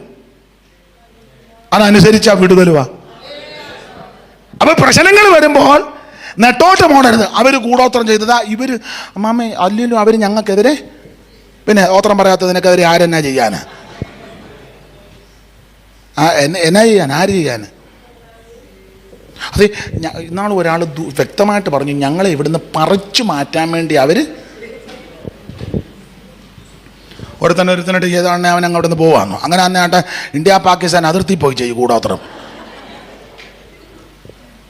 പെട്ടെന്ന് കാര്യം അങ്ങ് നടക്കുമല്ലോ. ഈ ഇത്രയും കണ്ട പട്ടാളക്കാർക്ക് ചെലവിനും കൊടുക്കണ്ട, തോക്കും പിടിച്ചോണ്ട് അതുങ്ങളും മഞ്ഞും വെയിലും വെള്ളം കൂടി എത്ര വീരമൂർത്തി വരിക്കുന്നു. നമ്മളിവിടുന്ന് ഒരു കൂടാത്രക്കാരനെ അങ്ങോട്ട് വിട്ടാൽ പോരെ? അവനോട് ചെന്ന് 2 കൂടോത്രം ചെയ്യുമ്പം പ്രശ്നം പരിഹരിക്കുകയല്ലേ? ചുമ്മാ ഊളത്തരമെല്ലാം കേട്ട് നീ കിടന്ന് കുറേ വട്ടന്മാർ വാസ്റ്റർമാരും പ്രവാചകന്മാരും വാട്ടുപിടിച്ചതൊക്കെ ഉണ്ട്. അവർ വന്ന് പറയും, അവർ ചെയ്തതാണ് അമ്മാമ്മയെ നിങ്ങൾ ഇവിടുന്ന് പറിച്ചു മാറ്റുവാൻ തക്കവണ്ണം. ചുമ്മാ വട്ടുപിടിച്ച ഒത്തിരി കേസുണ്ടെന്ന്. തിരുവചനം പഠിപ്പിക്കുന്നത് നിനക്ക് വിരോധമായിട്ടുണ്ടാക്കുന്ന ഒരു ആയുധവും ഫലിക്കത്തില്ല. ഒരു സൈന്യം നിനക്ക് നേരെ പാളയം ഇറങ്ങിയാലും നീ നിർഭയമായിട്ടിരിക്കും. ശത്രു ഒരു വഴി വരും, 7 വഴി ചെതറിപ്പോകും. തേനീച്ച പോലെ വരും, മുൾത്തിയെ പോലെ ദൈവം കെടുത്തും. ഒരനർത്ഥവും നിനക്ക് ഭവിക്കത്തില്ല. ഒരു ബാരകം നിന്റെ കൂടാരത്തിൽ എടുക്കത്തില്ല.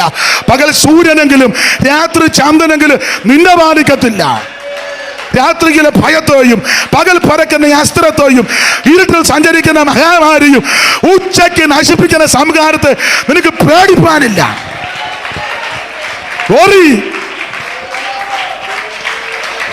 നിന്റെ വശത്ത് 1000 പേരും നിന്റെ വലത്ത് 10,000 പേര് വീഴും, നിനക്ക് ഒരു ദോഷവും വരികയില്ല. യഹോവ ഒരു ദോഷവും തട്ടാനുമെന്ന് നിന്നെ പരിപാലിക്കും. സ്തോത്രം, സ്തോത്രം. കാരണം നാം കർത്താവിൻ്റെ ഉള്ളം കയ്യിലായിരിക്കുന്നത്. അവിടുത്തെ കരത്തിൽ നിന്ന് പിടിച്ചുകൊണ്ട് പോകാൻ കഴിവുള്ള ഒരുത്തനുമില്ല. കരുത്തനാം അവൻ കരത്തിനാൽ പിടിച്ചിരിക്കയാൽ ഒരുത്തനും പിടിച്ചു ചുവർ പിരിക്കുവാൻ കഴിഞ്ഞിട വിരുദ്ധമായി വരുന്നതും ഏതുമേ ഭയം നിട വിരുദ്ധമായി വരുന്നതൊന്നും തുമേ ഭയം നിട ഇതെന്തു ഭാഗ്യം യേശുനാഥനോടു ഇതെന്തു ഭാഗ്യം യേശുനാഥൻ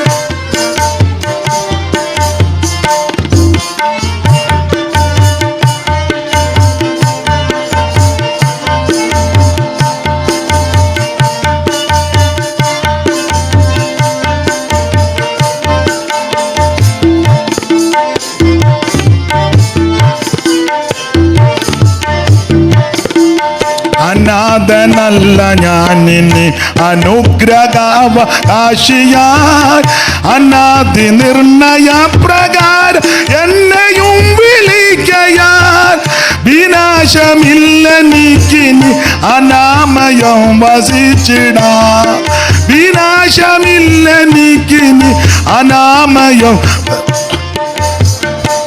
എന്തോ ഭാഗ്യം യേശുനാഥനോടു യേശുനാഥനോടു ചേർന്നു. അപ്പോൾ യഹോവ ഒരു ദോഷവും തട്ടാനവണ്ണം നിന്നെ പരിപാലിക്കും. ദൈവം നമ്മെ സൂക്ഷിക്കും. കർത്താവിന്റെ കയ്യിൽ നിന്ന് ആരും നിന്നെ പിടിച്ചു പറിക്കുകയല്ല. അപ്പൊ വിഷയം എത്രയേ ഉള്ളൂ, പ്രശ്നങ്ങൾ വരുമ്പോൾ നെട്ടോട്ടം ഓടരുത്, ദൈവത്തോട് ആലോചന ചോദിക്കണം. അപ്പോൾ ദൈവം ആലോചന തരും. ആലോചന കേട്ടാൽ പോരാ, അതനുസരിക്കണം. അതനുസരിച്ച് കഴിയുമ്പോൾ അവൻ എൻ്റെ വിടുതലും ഉണ്ടാകും.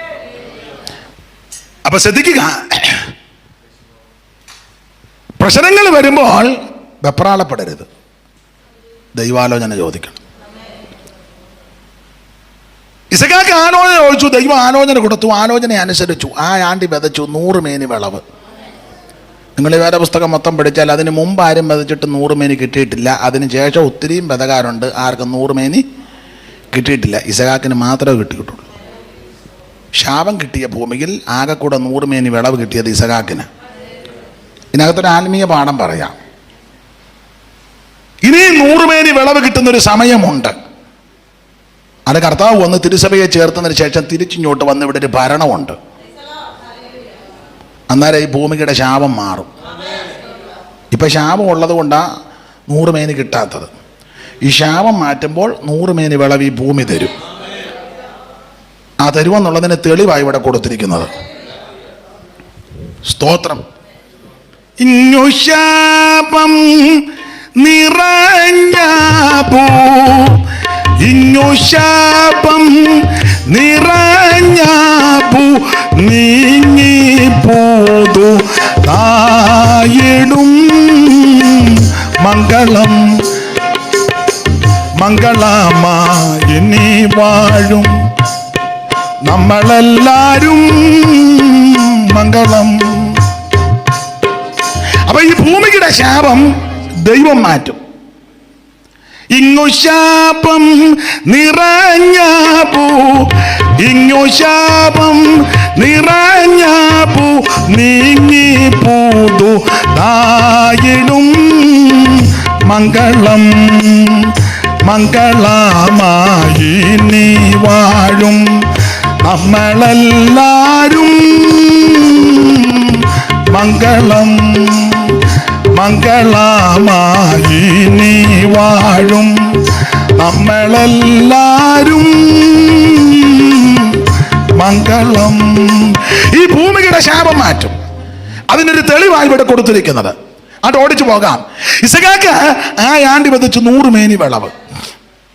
പക്ഷെ അബ്രഹാം ദൈവാലോചന ചോദിച്ചില്ല. അബ്രഹാം നേരെ മിസ്രൈമിലോട്ട് പോയി. ഓടിച്ച് പറയാൻ പോകുന്നതിന് മുന്നേ സാറാമ്മയോട് പറഞ്ഞു, സാറാമ്മ നമ്മൾ മിസ്രൈമിലോട്ട് പോവാന്ന് പറഞ്ഞു. അപ്പോൾ സാറാമ്മ പറഞ്ഞു, നമ്മൾ കനാനിൽ പോകാമെന്നും പറഞ്ഞാന്നല്ലോ അവിടുന്ന് ഇറങ്ങി. അവിടെ വിട്ടതേ മെസപ്പൊട്ടോമിയ വിട്ടത് കനാനിലോട്ട് പോകാമെന്നും പറഞ്ഞല്ലേ? അതെ. പിന്നെ ഇപ്പോൾ ഒരു റൂട്ട് മാറ്റം ഇല്ല, നമ്മൾ കനാനിൽ പോകും വയ മിസ്രൈം. വണ്ടിയിലൊക്കെ ബോർഡ് കാണുകയല്ലേ വയ. പിന്നെ അബ്രഹാം സാറാമ്മയോട് പറഞ്ഞു, പിന്നെ ഒരു കാര്യം, നമ്മൾ മിസ്രൈമിൽ ചെല്ലുമ്പോൾ നീ ഒന്ന് അഡ്ജസ്റ്റ് ചെയ്യണം സാറാമ്മയോട്. അതെന്തുവാ? അവിടെ ചെല്ലുമ്പോൾ സിസ്റ്ററാന്നേ ഭാര്യയാണെന്നും അയ്യോ നമ്മൾ പെന്തിക്കോസുകാരാ അങ്ങനെ കള്ളം. അതിനാരാ കള്ളം പറഞ്ഞത്? 20-ാം തീയതി പറഞ്ഞത് അവളെൻ്റെ അപ്പൻ്റെ മകളാണ്, പക്ഷേ എൻ്റെ അമ്മ പ്രസവിച്ചത് ചിലപ്പോൾ കള്ളവും ആയില്ല. ഇതെല്ലാവരും അഡ്ജസ്റ്റ്മെൻറ്റാണ്. അങ്ങനെ അവറാച്ചനും സാറാമയും അഡ്ജസ്റ്റ്മെൻറ്റിൽ മിസ്രൈമിൽ താമസം. ഈ അഡ്ജസ്റ്റ്മെൻറ്റ് ചെയ്ത് ജീവിച്ചാൽ ഇഷ്ടം പോലെ സ്വത്തുണ്ടാക്കാം. അത് ആത്മീയത്തിലാണെങ്കിലും രാഷ്ട്രീയത്തിലാണെങ്കിലും ബിസിനസ്സിലാണെങ്കിലും ഏത് രംഗം നിങ്ങളെടുത്തു, ഔദ്യോഗിക രംഗങ്ങളിലാണെങ്കിലും അഡ്ജസ്റ്റ് ചെയ്താൽ കൈക്കൂലി മേടിക്കണ്ടെന്നേ ഉള്ളൂ. ട്രോ തുറന്നിട്ടാൽ മതി, അടഞ്ഞോളുമല്ലോ. മനസ്സിലായോ? അഡ്ജസ്റ്റ് ചെയ്യണം. ആത്മീകത്തിലും അങ്ങനെ അഡ്ജസ്റ്റ് ചെയ്ത ഇഷ്ടം പോലെ ഉണ്ടാകും, ഇഷ്ടം പോലെ ഉണ്ടാകും. സ്തോത്രം, സ്തോത്രം. കോടികൾ സമ്പാദിക്കാം. പക്ഷെ അഡ്ജസ്റ്റ്മെന്റിൽ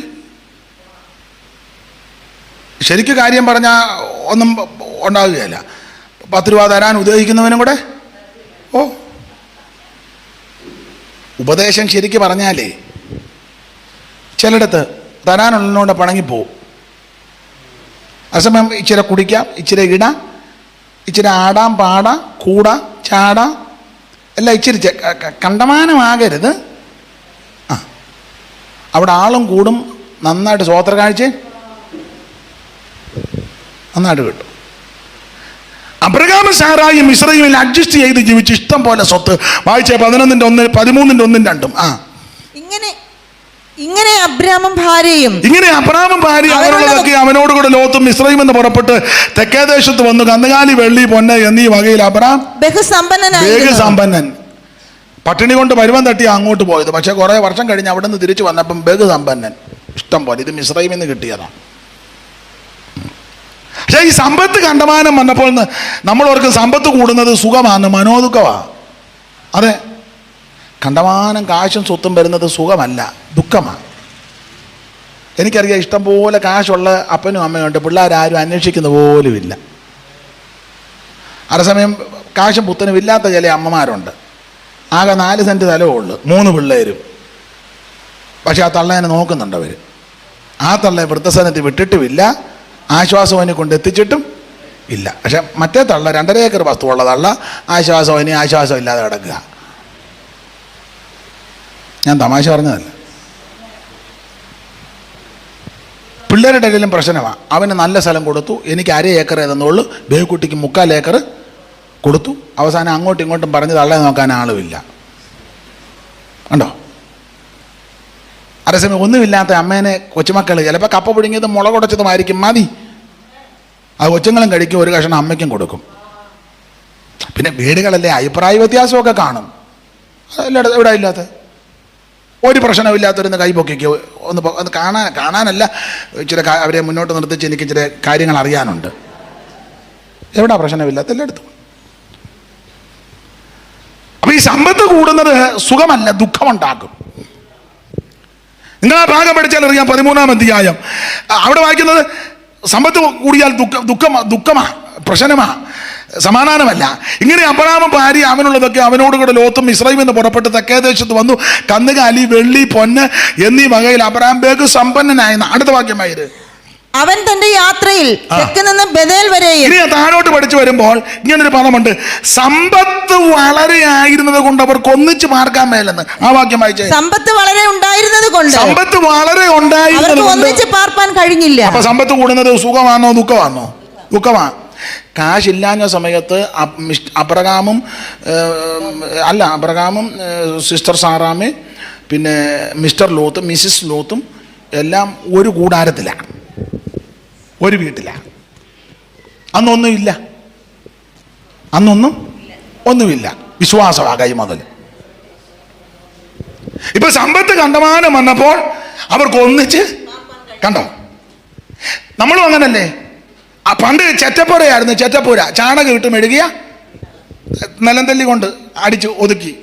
ഇവിടെ തിരുവനന്തപുരം ഭാഷ വ്യത്യാസം വന്നാലും കാര്യം മനസ്സിലാകുന്നുണ്ടല്ലോ. അത് മതി, അത്ര പറഞ്ഞാൽ മതി. ചാണകമൊക്കെ ഇട്ട് മെഴുകി ഒറ്റ വാതല, സമാഗമന കൂടാരം പോലെ.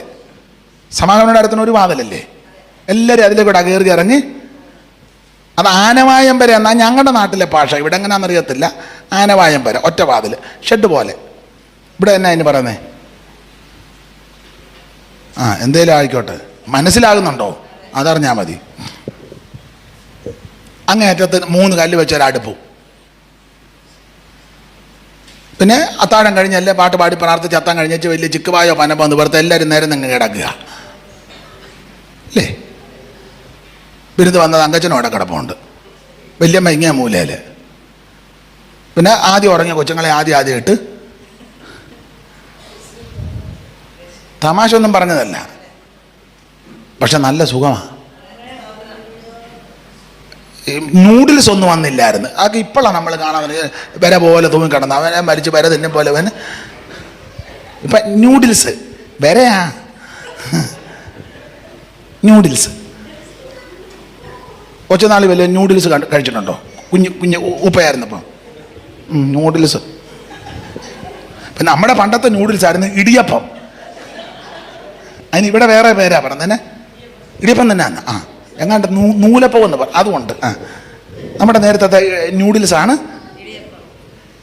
അത് പിഴിഞ്ഞ് ആരോഗ്യമുള്ള തള്ളയെ അത് ഉണ്ടാക്കുകയുള്ളു.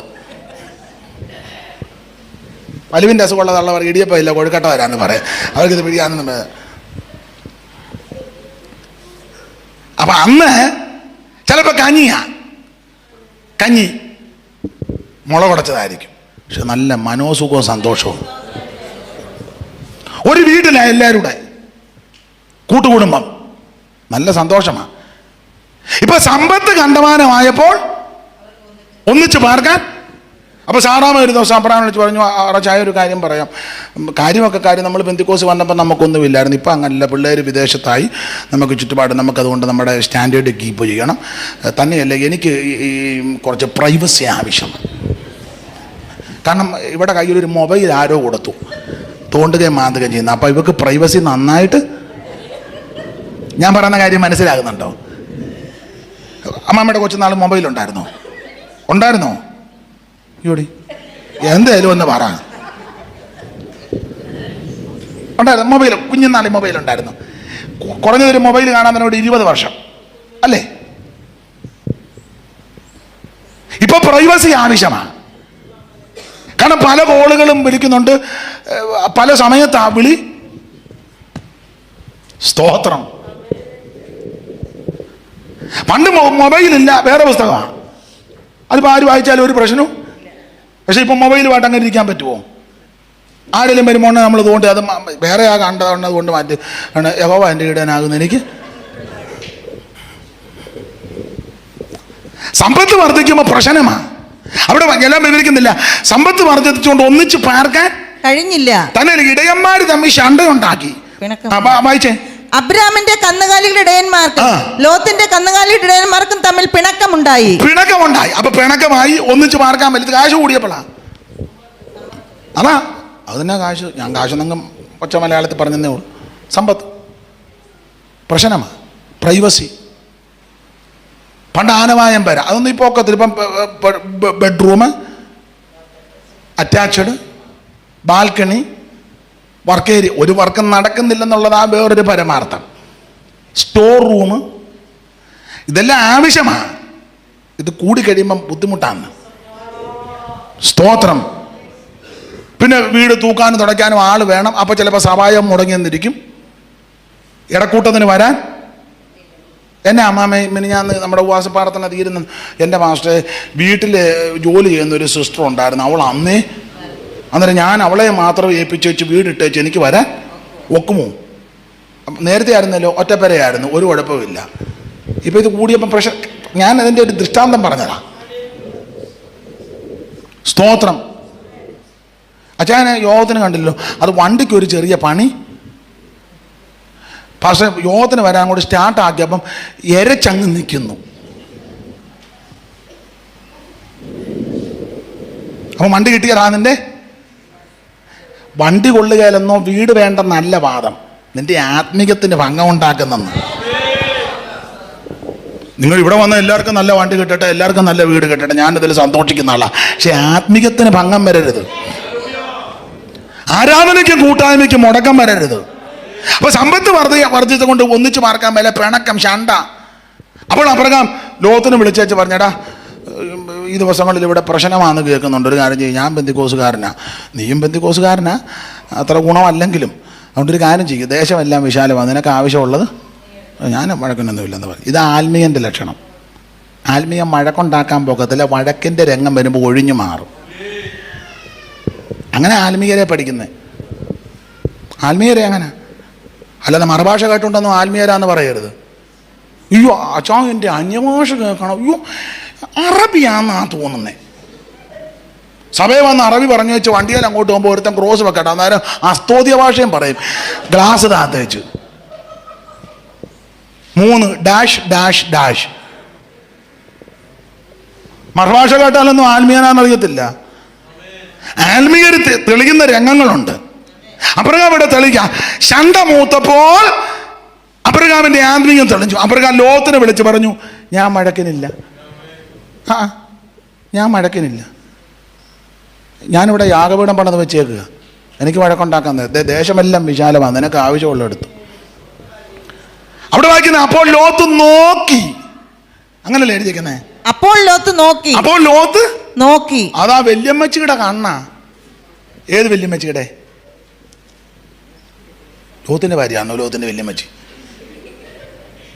അപ്പോൾ ലോത്ത് നോക്കി. സിസ്റ്റർ ഓർക്കും എന്നെ എൻ്റെ അടുക്ക വന്നെന്ന്. നമ്മൾ തന്നെ ഇന്നലെ ഇന്നും വാക്യം വായിക്കുന്നത്, അതുകൊണ്ടാണ് ഇവിടെ വന്നത്. കൊച്ചമ്മയായിരുന്നു ഞാൻ അവിടെ നിന്നേനെ. അവിടെ അത് പിന്നെ പറഞ്ഞിട്ടൊന്നും കാര്യമില്ല, നിങ്ങൾ തന്നെ വായിക്കുന്നതാണ് നല്ലത്. എന്നാലും വന്നിരിക്കുന്നല്ലോ വലിയ കാര്യം. അപ്പോൾ ലോത്ത് നോക്കി നോക്കി, അത് വല്യമ്മച്ചിയുടെ കണ്ണാന്ന്. ഓ, ഉൽപ്പത്തി 3:6. പിന്നെ ഔവാ എന്നോട് കളിയാക്കി പറഞ്ഞാന്ന്, ഔവാന്ന് ഔവാ, അത് വായിര് 3:6. ആ വൃക്ഷഫലം തിന്മാൻ നല്ലതും ഭംഗിയുള്ളതും തിന്മാനോ? നന്നായിട്ട് വായിക്കും. ആ വൃക്ഷഫലം തിന്മാൻ നല്ലതും കാൺമാൻ ഭംഗിയുള്ളതും ജ്ഞാനം പ്രാപിപ്പാൻ കാമ്യം എന്ന് സ്ത്രീ കണ്ടു. ഈ കണ്ണാ മിസ്റ്റർ ലോത്തിന് കിട്ടിയത്. അപ്പോൾ ലോത്ത് നോക്കി, വല്യമ്മച്ചിയുടെ കണ്ണ്. ചില പേര് പറഞ്ഞു അവക്ക് അവിടെ ആ വല്യമ്മയുടെ അതേ കണ്ണ. സ്തോത്രം. ആ വൃക്ഷഫലം തിന്മാൻ നല്ലതും കാണാൻ ഭംഗിയുള്ളതും ജ്ഞാനം പ്രാപിപ്പാൻ കാമ്യമെന്ന് സ്ത്രീ കണ്ടു.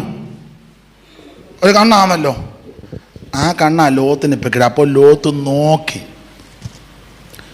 യോർദാൻ അരികെയുള്ള ആ പ്രദേശമെല്ലാം നീരോട്ടമുള്ളതെന്ന് കണ്ടു. എന്നിട്ട് കണ്ട് യഹോവ സോദോമിനെ ഗൊമോറയെ നശിപ്പിക്കുന്നതിന് മുൻപേ അത് യഹോവയുടെ തോട്ടം പോലെയും സോവർ വരെ മിസ്രൈം ദേശം പോലെയും ആയിരുന്നു. അപ്പൊ നല്ല ഫലപുഷ്ടമായ സ്ഥലം അങ്ങ് കണ്ടു. ലോത്ത് ഈ സ്ഥലം അങ്ങ് തെരഞ്ഞെടുത്തു. എങ്ങനുണ്ട് ലോത്ത്? ഈ നല്ല അത് യഹോവയുടെ തോട്ടം പോലായിരുന്നെന്ന ഈ സ്ഥലം ലോത്ത് തെരഞ്ഞെടുത്തു. അബ്രഹാമിന് ഈ വിഷയത്തിൽ അല്പം മനപ്പീട വരാതില്ല. അതിന് കാരണം കൂടെ പറയാം. അബ്രഹാം ലോത്തിനെ വിളിച്ച് പറയടാ, ഞാൻ മഴക്കനില്ല, ഇഷ്ടമുള്ള സ്ഥലം നീ എടുത്തോ എന്ന് പറയുമ്പം വേണേ. ലോത്ത് പറയും, എൻ്റെ ഉപ്പാപ്പ എനിക്കൊന്നും വേണ്ട, ഞാൻ അവിടെ അപ്പനില്ലാതെ അനാഥത്വം പേറി നിന്നപ്പോൾ ഉപ്പാപ്പൻ വിളിച്ചത് കൊണ്ടാണ് ഞാൻ ഈ മാർഗത്തിൽ വന്നത്. അതുകൊണ്ടാണ് എനിക്ക് ഇച്ചിരി കന്നുകാലിയാണെങ്കിലും ആടും ഒക്കെ എനിക്ക് കിട്ടി. അതുകൊണ്ട് ഉപ്പാപ്പൻ എന്നോട് അങ്ങനെ പറയരുത്. ഉപ്പാപ്പൻ എന്തേലും തരുന്നത് ഞാൻ സ്വീകരിക്കാം, അല്ലാതെ ഞാനായിട്ടൊന്നും എടുക്കുന്നില്ലെന്ന് പറയുമെന്ന് അബ്രഹാം ചിന്തിച്ചു. ഇവൻ ആരാ? ലോത്ത് വലിയ കാട്ടാനയ്ക്ക് ലാടമടിച്ചവനാ. ഇവൻ കിട്ടിയ അവസരം നല്ലതുപോലെ അങ്ങ്. അപ്പോൾ ലോത്ത് നോക്കിയെന്ന ഒട്ടും ആനന്ദിച്ചില്ല. അങ്ങനല്ലേ വായി അപ്പോൾ അന്നേരം ഒരു സെക്കൻഡ് താമസിച്ചില്ല. അപ്പൊ ഇവനിങ്ങനെ ഉന്നം വച്ചിരിക്കുക. അബ്രഹാം എന്നേലും ഇത് പറയുമോന്ന് ഓർത്ത് പറഞ്ഞ ഉടനെ ഇവൻ അപ്പോൾ ലോത്ത് നോക്കി. യോർദാനിലേക്കുള്ള സ്ഥലമെല്ലാം നീരോട്ടമുള്ളതെന്ന് കണ്ടു. ആ സ്ഥലം തെരഞ്ഞെടുത്തു. ഈ വിഷയത്തിൽ അബ്രഹാമിന് മനപ്പീട വന്നു. അബ്രഹാം ചിന്തിച്ചത് ഇവൻ പറയും ഞാനായിട്ടൊന്നും എടുക്കുന്നില്ല, ഉപ്പാപ്പൻ എന്തെങ്കിലും തന്നാൽ മതിയെന്ന് പറയുമെന്ന് ചിന്തിച്ചു. ഇവൻ മിണ്ടിയില്ല. ഇവൻ അന്നേരം തെരഞ്ഞെടുത്തു. ഈ വിഷയത്തിൽ മനപ്പീട വന്നെന്ന് ഞാൻ തെളിയിക്കാം. മനപ്പീട എന്ന് എഴുതിയിട്ടില്ലെങ്കിലും ആശയം വായിക്കുമ്പോൾ തെളിയും. ഈ വിഷയത്തിന് അബ്രഹാമിന് വലിയ മനപ്രയാസം വന്നു. അബ്രഹാം ഇങ്ങനെ ചിന്തിച്ചു, എന്നാലും ഇവൻ എന്നോട് ഇത് ചെയ്തല്ലോ, എൻ്റെ ദൈവമേ, ഞാനത് പറഞ്ഞെന്നോർത്ത് ഉടനെ തന്നെ അവൻ അത് സ്ഥലമെല്ലാം കൂടെ എടുത്തല്ലോ എന്ന് ഓർത്തിങ്ങനെ മനോഭാരത്തോടിങ്ങനെ തല താഴ്ത്തിയപ്പോൾ തമ്പരാൻ പറഞ്ഞു അവരാജ തല പൊക്കാൻ പറഞ്ഞു. ആയിരം യഹോവ അബ്രാമിനോട് അരുളി ചെയ്തത്, യഹോവ അബ്രാമിനോട് അരുളി ചെയ്തത്, തല പൊക്കി. നീ തല പൊക്ക്. നീ എന്തിനാ തല താഴ്ത്തിയിരിക്കുന്നത്? ലോത്ത് ഇതെല്ലാം തിരഞ്ഞെടുത്ത വിഷയത്തിൽ നീ ഭാരപ്പെടുകൊന്നും വേണ്ട. നീ തല പൊക്ക്. നീ തല പൊക്കി. നീ ഇരിക്കുന്ന സ്ഥലത്ത് നിന്ന് വടക്കോട്ട് തെക്കോട്ട് കിഴക്കോട്ട് പടിഞ്ഞാറോട്ട് നോക്കുക. നീ കാണുന്ന ഭൂമിയൊക്കെയും ഞാൻ നിനക്കും നിന്റെ സന്തതിക്കും ശാശ്വതമായി തരും. നിങ്ങൾ ശ്രദ്ധിച്ചേ, ചില വിഷയത്തിൽ നീ മനോഭാരത്തോടായിരിക്കുന്നത്, നിരാശപ്പെടരുത്. നിന്നെ കാണുന്ന അറിയുന്ന ഒരു ദൈവമുണ്ട്. അബ്രഹാം മനോഭാരത്തോടെ തല താഴ്ത്തി തമ്പുരാൻ തല പൊക്ക്, നീ 4 വശവും നോക്ക്, ഏകദേശം ഞാൻ നിനക്ക് തരും. അബ്രഹാം അങ്ങ് ധൈര്യപ്പെട്ടു. ലോത്ത് യോർദാനിലേക്കുള്ള സ്ഥലമെല്ലാം നീരോട്ടമുള്ളതെന്ന് ആദ്യം ഇത് കണ്ടു. നിങ്ങൾ ആ ഭാഗം താഴോട്ട് പഠിച്ചറിയാം. കണ്ടു വെച്ച് പുള്ളി പയ്യെ കൂടാരം അങ്ങോട്ട് അടിക്കാൻ തുടങ്ങി. അവിടെ അടിച്ചങ്ങോട്ട് കയറി. അവിടെ ചെന്നിട്ടും പുള്ളിക്ക് അത്ര സുഖം വരുന്നില്ല. പിന്നെയും മുമ്പോട്ട് ഇങ്ങനെ അടിച്ചു പോവുക. അടിച്ചടിച്ച് സോവാർ വരെ ചെന്നു. അങ്ങനെ വായിച്ചേ. സോദോം വരെ കൂടാരം നീക്കി അടിച്ചു. ഓരോ ആഴ്ചയിലും പുള്ളി നീക്കുക, ഓരോ ആഴ്ചയിലും നീക്കുക. അങ്ങനെ കഴിഞ്ഞ ആഴ്ച 2 കിലോമീറ്റർ നീക്കി, പിന്നെ പിറ്റേ ആഴ്ച 2 കിലോമീറ്റർ കൂടെ നീക്കി സോവാർ ചെന്ന് അടിച്ചു കയറി. ഇനിയും സോവാർ അടിച്ച് വെച്ച് തൃപ്തി വരുന്നില്ല. അടിച്ച് കയറി ഇവൻ അവസാനം സോദോമിൽ ചെന്ന് കയറി. കാരണം ആ 14-ാം അധ്യായത്തിൻ്റെ ഈ ഭാഗത്ത് കിടപ്പുണ്ട്. സോദോമിൽ പാർത്തിരുന്ന ലോത്തെന്നൊരു പദമുണ്ട്. ഞാൻ റെഫറൻസ് അങ്ങ് മറന്നുപോയി. ഇത് മുഴുവൻ അടയാളപ്പെടുത്തിയിട്ടിരിക്കുകയെന്നില്ല, എന്നിട്ട് മിണ്ടാതിരിക്കുന്നത്. 12 വായിച്ചേ, 12-ാം വാക്യം. അബ്രാമിന്റെ സഹോദരന്റെ മകനായി സോദോമിൽ പാർത്തിരുന്ന ലോത്തിനെ ഇങ്ങോട്ട് നോക്കിയേ. ഇത് നീരോട്ടമുള്ളതെന്ന് കണ്ടതേ ഉള്ള. ആദ്യം കണ്ടേച്ച് പയ്യ കൂടാരം നീക്കി സോവാറി വന്ന് നീക്കി. അവിടുന്ന് ഒതുങ്ങിയില്ല. പിന്നെ നീക്കി ഒടുവിൽ നേരെ ചെന്ന് സോദോമിലോട്ട് അങ്ങ് കയറി. അതുകൊണ്ടാ 14-12 പറഞ്ഞ സോദോമിൽ പാർത്തിരുന്ന. അബ്രഹാം ഓടിച്ചു വിട്ടതല്ല, തന്നെ പോയി കയറുക, തന്നെ പോവുക. ചിലരെ നമ്മൾ ഓടിക്കുവൊന്നും വേണ്ട, തന്നെ അങ്ങ് പൊക്കോളും. ഇപ്പം അങ്ങനെ തന്നെ പോകത്തില്ല. അതുകൊണ്ട് നമ്മൾ വലിയ സഭയിലൊക്കെ അങ്ങ് മുടക്കുക, ചുമ്മാ ഇരുന്ന് അങ്ങ് മുടക്കുക. പണ്ട് ഞങ്ങളുടെ കറിയാച്ചായനെ മുടക്കി. അദ്ദേഹം കനാനായ സഭയിൽ നിന്ന് രക്ഷിക്കപ്പെട്ട് ദൈവകൃപ വന്നപ്പോൾ അന്നത്തെ സഭയുടെ അധ്യക്ഷൻ പറഞ്ഞു, ഞാൻ നിന്നെ മുടക്കിയിരിക്കുന്നു. കറിയാച്ചൻ പറഞ്ഞു, ഞാൻ അങ്ങേയും മുടക്കിയിരിക്കുന്നു. അതോടെ തീർന്ന് പുള്ളി ഇറങ്ങിപ്പോന്നു. അല്ല പിന്നെ അവിടെ എന്നാ പറയാ, അങ്ങ് മുടക്കുക. നമ്മൾ ആരെയും മുടക്കാനും പോകണ്ട, മുടക്കുകത്തും കൊടുക്കണ്ട, സസ്പെൻഡും ചെയ്യണ്ട, അടിയന്തര കമ്മിറ്റി കൂടി നടപടി എടുക്കണ്ട. നീ ദൈവസന്നിധി ഇരുന്നാ മതി. ദൈവം മാറ്റേണ്ടതിനെ അങ്ങ് മാറ്റും. ഇതാരും ഓടിച്ചതല്ല, തന്നെ പോയി കയറുകയല്ലേ സോദോമിലോട്ട്. തന്നെ നോക്കിയത്, തന്നെ അവിടെ നോക്കിയപ്പോൾ നല്ല സ്ഥലമെന്ന് കണ്ടു. ഒന്ന് മിസ്സിസ് ലോത്തിനോട് പറഞ്ഞു, അവളാ ഇതിൻ്റെ ചരട് വലിക്കാരി. അങ്ങനെ 2 പെൺപിള്ളേരുമായിട്ട് പിന്നെ യാത്ര ചെയ്ത് അവസാനം വന്ന് സോദോമിൽ ചെന്ന് കയറി. സ്തോത്രം. സോദോമിൽ ചെന്ന് കയറി. ലോത്ത് നേരെ സോദോമിൽ ചെന്ന് കൂടാരം അടിച്ചു. അബ്രഹാം നേരെ ഹെബ്രോനി വന്നു. ആ 13-ന്റെ ഒടുവിലത്ത് ഇവിടെ വായിച്ചാൽ മതി, മറക്കണ്ട. അപ്പോൾ അബ്രഹാം കൂടാരം നീക്കി ഹെബ്രോനിൽ മമ്രയുടെ തോപ്പിൽ വന്ന് പാർത്തു. അവിടെ യഹോവയ്ക്ക് ഒരു യാഗപീഠം പണിതു. എന്തോ മനസ്സിലാകാനാ? ലോത്ത് നേരെ കൂടാരം അടിച്ചുകൊണ്ട് സോദോമിൽ കയറ്റി. പക്ഷെ അബ്രഹാം നേരെ കൂടാരം ഹെബ്രോനിൽ വന്ന് മമ്മറയുടെ തോപ്പിൽ പാർത്തു. അവിടെ യഹോവയ്ക്കൊരു. ലോത്ത് നേരെ സോദോമിലും ഒന്നിച്ചിറങ്ങിയതാ. ഒരുത്തൻ സോദോമിലും ഒരുത്തൻ ഹെബ്രോനിലും. സോദോം നിവാസികളെ പറ്റി ഈ പുസ്തകത്തിൽ വായിക്കുന്നത് അവരുടെ പാപത്തെ പറ്റി വിസ്തരിച്ചെടുത്തിട്ടുള്ള ഭാഗങ്ങളുണ്ട്. അപ്പോൾ തന്നെ പാപത്തിന് മൂലകാരണമുണ്ട്. മൂലകാരണം 3. ആ 3 മൂലകാരണത്തിൽ കൊടുത്തിരിക്കുന്നത് ഗർവവും തീൻപൊളപ്പും നിർഭയ സൗകര്യം. അങ്ങനെ 3 പദമാ: ഗർവം, തീൻപൊളപ്പ്, നിർഭയ സൗകര്യം. ഞാൻ ആ വാക്യം അങ്ങ് മറന്നുപോയി. നിങ്ങൾ ഓർമ്മയുണ്ടെന്ന് വായിച്ചേ. 3 പദമാ: ഗർവവും തീമ്പൊളപ്പും നിർഭയ സൗകര്യം. 3 പദമാ കൊടുത്തേക്കുന്നത്. അത് യഗസ്കേൽ പ്രവചനം, ഞാൻ റഫറൻസ് അങ്ങ് മറന്നു, 16:49 ആണോ എന്ന് നോക്കിക്കേ. ആണോ? അപ്പൊ അത് തന്നെ വായിച്ച്. നിന്റെ സഹോദരിയായ സോദോമിന്റെ അകൃത്യമോ ഗർവവും തീൻപുളപ്പും നിർഭയ സൗകര്യം. 3 പദമാ: ഗർവവും തീൻപുളപ്പും നിർഭയ സൗകര്യം. അതെല്ലാം ഇന്ന് പ്രസംഗിച്ചാൽ പോയിപ്പറ്റുണ്ടാകുകയല്ല. അതുകൊണ്ട് അതിലെ ഒരു പദം തീൻപൊളപ്പ്. അത് പഴയ ഒരു മലയാള പ്രയോഗമാണ്. തീൻപൊളപ്പ്.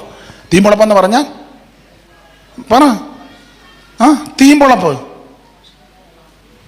ആർത്തിയല്ല, തീമ്പൊളപ്പ്. യോ തീമ്പൊളപ്പ്. യോ തിന്നു കഴിയുമ്പോൾ ഉണ്ടാകുന്ന, അത് പിരിച്ചെഴുതിയാ പോരെ. തീമ്പൊളപ്പ്. തീൻ അധികം പൊളപ്പ് സമം തീമ്പൊളപ്പ് എന്ന് പറഞ്ഞാൽ തിന്നു കഴിയുമ്പോൾ ഉണ്ടാകുന്ന ഒരുതരം പൊളപ്പ്. അതിന് മലയാളത്തിൽ ബഹുബ്രീഹി സമാസം എന്ന് പറയും. ബഹുബ്രീഹി സമാസം. അതാ സോദോമിലെ പാപമാണ് ബഹുബ്രീഹി സമാസം. തിന്നു കഴിയുമ്പോൾ ഉണ്ടാകുന്ന,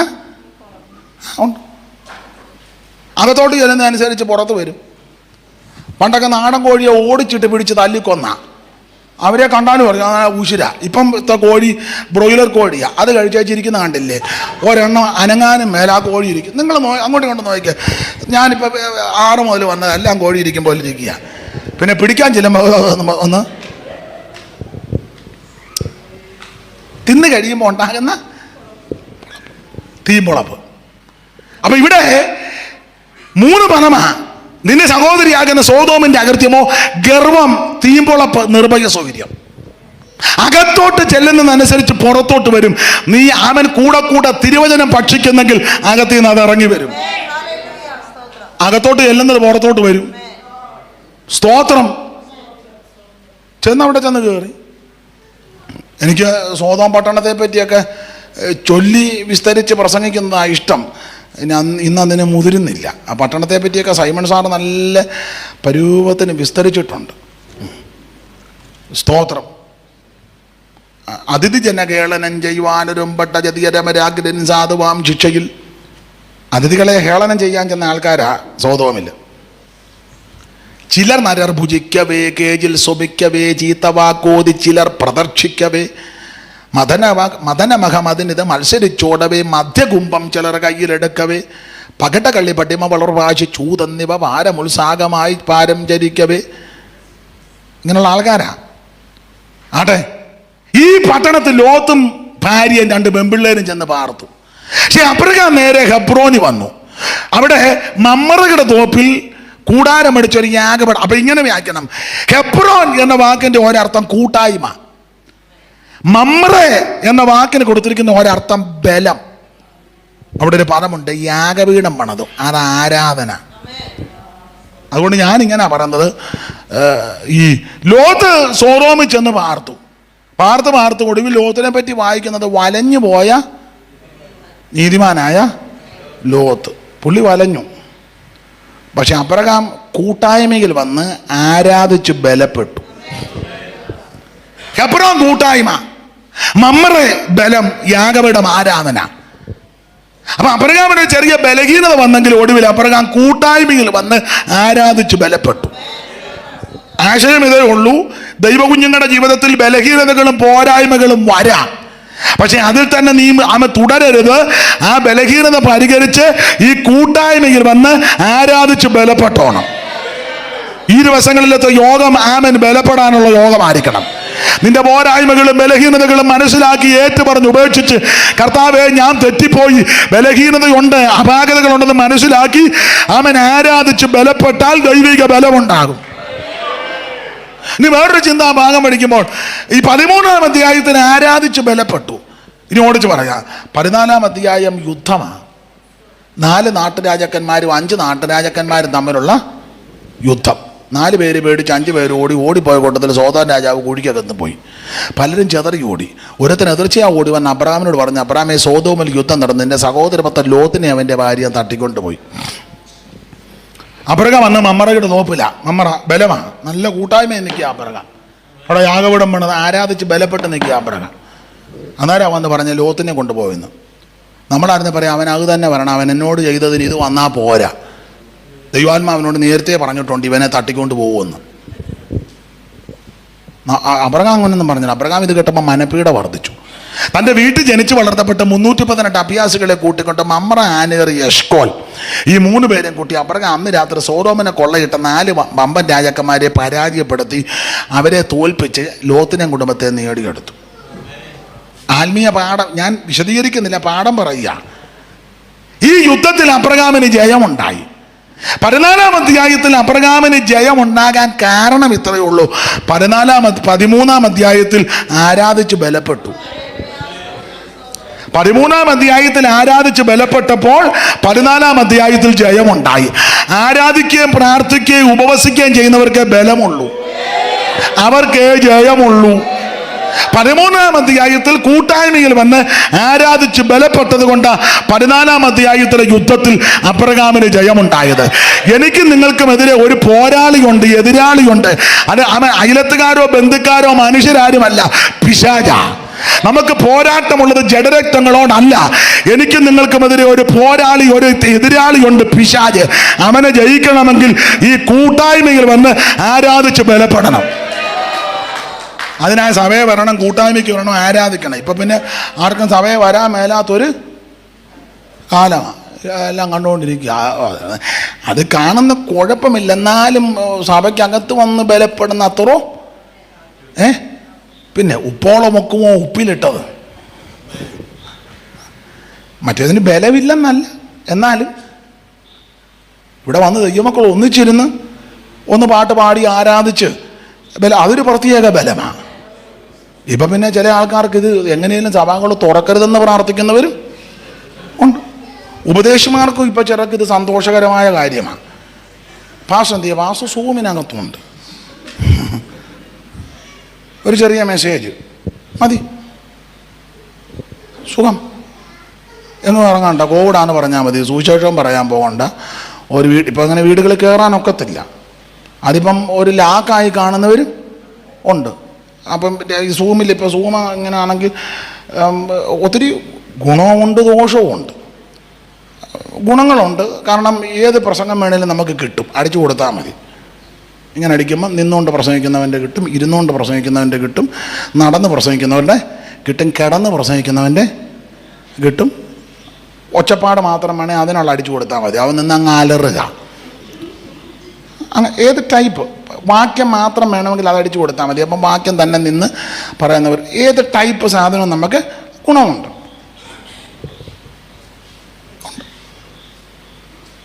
പിന്നെ ചിലക്കിത് നല്ല ലാക്കാകാൻ കാരണം സഭയിൽ പോകണമെങ്കിൽ രാവിലെ എഴുന്നേൽക്കണം, കുളിക്കണം, പല്ല് തേക്കണം, ദിനചര്യകളെല്ലാം നടത്തണം, കുളിക്കണം, പിന്നെ പല കാര്യങ്ങളുണ്ട്.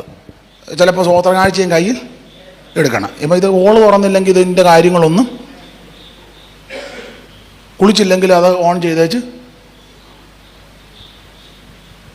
എന്തെങ്കിലും ചവച്ചോണ്ടാണെങ്കിലും ഇത് കാണാം. സഭയിൽ വന്നിരുന്ന് ചവയ്ക്കാൻ പറ്റുമോ? അപ്പോൾ ഇത് ഗുണവുമുണ്ട്. കൂട്ടായ്മയിൽ വന്ന് ആരാധിച്ച് ബലപ്പെടുന്നതാ ബലം. 13-ാം അധ്യായത്തിൽ കൂട്ടായ്മയിൽ വന്ന് ആരാധിച്ച് ബലപ്പെട്ടത് കൊണ്ട് 14-ാം അധ്യായത്തിൽ അബ്രഹാമിന് ദൈവം ജയം കൊടുത്തു, ജയിച്ചു. സോദോമിനെ കൊള്ളയിട്ട രാജാക്കന്മാരെ പരാജയപ്പെടുത്തി 14 ജയിച്ചു. 15-ാം അധ്യായത്തിൽ ജയിച്ചു വന്ന അബ്രഹാമിനോട് ദൈവം പറയാം, അബ്രഹാമെ ഭയപ്പെടേണ്ട, ഞാൻ നിന്റെ പരിചയം അതിമഹത്തായ പ്രതിഫലവുമാകും. ഈ 14-ാം അധ്യായത്തിൽ ജയിച്ചു വന്നെങ്കിൽ അബ്രഹാമിന് ഭയം വരാൻ കാരണം ഈ സോദോമിനെ കൊള്ളയിട്ട രാജാക്കന്മാരെ പരാജയപ്പെടുത്തിയതുള്ളൂ, നിഗ്രഹിച്ചിട്ടില്ല. അപ്പം അബ്രഹാമിൻ്റെ ചിന്ത, പരാജയപ്പെട്ടവർ വീണ്ടും വൈരാഗ്യമെടുത്ത സൈന്യങ്ങളുമായിട്ട് വീണ്ടും വന്നാൽ എന്നെ പിടിച്ചു കെട്ടി കൊണ്ടുപോകുമോ, ഞാൻ പിന്നെ അടിമയായി പോകുന്നുള്ള ഭയം അകത്ത് കയറി. അകത്ത് ഭയമുള്ളത് കൊണ്ട് ഉള്ളമറിയുന്ന ദൈവത്തിന് മനസ്സിലായി. അബ്രഹാം പേടിച്ചിരിക്കുക. അതുകൊണ്ടാണ് 15-ാം അധ്യായത്തിൽ പറഞ്ഞ ഭയപ്പെടേണ്ട, ഞാൻ നിന്റെ പരിചയമാണ്, നിന്റെ അടിമകത്തായ പ്രതിഫലമാണ്. അപ്പോൾ അബ്രഹാം ഈ കാര്യം പറഞ്ഞാൽ അബ്രഹാം പറഞ്ഞു, കർത്താവാകുന്ന യഹോവയെ നീ എനിക്ക് എന്തോ തരും, എന്ത് തരും? ഞാൻ മക്കളില്ലാത്തവനായിട്ട് നടക്കുന്നു. ഈ ദമ്മേശേക്കുകാരനാകുന്ന എലയാസറായി ഇതിൻ്റെ എല്ലാം പുള്ളിക്കാതാ സങ്കടം. പിള്ളേരില്ലെന്നുള്ളത് ശരി, പക്ഷെ എന്നാൽ ഇവൻ ഇത് അടിച്ചു മാറ്റുമല്ലോ എന്നാ അവൻ്റെ ലക്ഷണവും പരിവട്ടവും കണ്ടപ്പോൾ അബ്രഹാമിന് പൂർണ്ണമായിട്ട് മനസ്സിലായി, എൻ്റെ കണ്ണടയാൻ നോക്കിയിരിക്കുക ഇവൻ ഇത് അടിച്ചു മാറ്റാൻ. അതുകൊണ്ട് അബ്രഹാമൻ പറഞ്ഞത്, അബ്രഹാം പറഞ്ഞു, കർത്താവേ ഇവൻ ഇതെല്ലാം കൂടെ അടിച്ചു മാറ്റും. അപ്പോൾ ദൈവം പറഞ്ഞ അവറാച്ചഞ്ഞു വാ, ആ ഭാഗം പിടിച്ചാൽ കൈക്ക് പിടിച്ച് മിറ്റത്തിറക്കി പറഞ്ഞു, മേളിലോട്ട് നോക്കാൻ പറഞ്ഞു. ആകാശത്തിലെ നക്ഷത്രങ്ങളെ എണ്ണാൻ പറ്റുമോ? ഇതുപോലെ ഞാൻ നിനക്ക് സന്തതിയെ തരും. പണ്ടൊരു ഉപദേശി പറഞ്ഞു, അബ്രഹാം ദൈവത്തോട് കയറി കളിച്ചു, ഒടുവിൽ ദൈവം അബ്രഹാമിനെ നക്ഷത്രം എണ്ണിച്ചെന്ന്. ശരിയാ, നക്ഷത്രം എണ്ണിച്ചു. അതുകൊണ്ട് നീ ദൈവത്തോട് കളിച്ചാൽ ദൈവം നിന്നെ, അതുപോലെ ദൂത പിടിച്ചു മിറ്റത്തിറക്കി മേളിലോട്ട് നോക്കാൻ പറഞ്ഞു. നക്ഷത്രങ്ങൾ ഇതുപോലെ തലമുറയെ തരുമെന്ന് പറഞ്ഞു. അബ്രഹാം ഈ ദൂത് കേട്ട് ബലപ്പെട്ടു. എൻ്റെ ഭാഷ ആ ഭാഗം മൊത്തം പഠിക്കണം.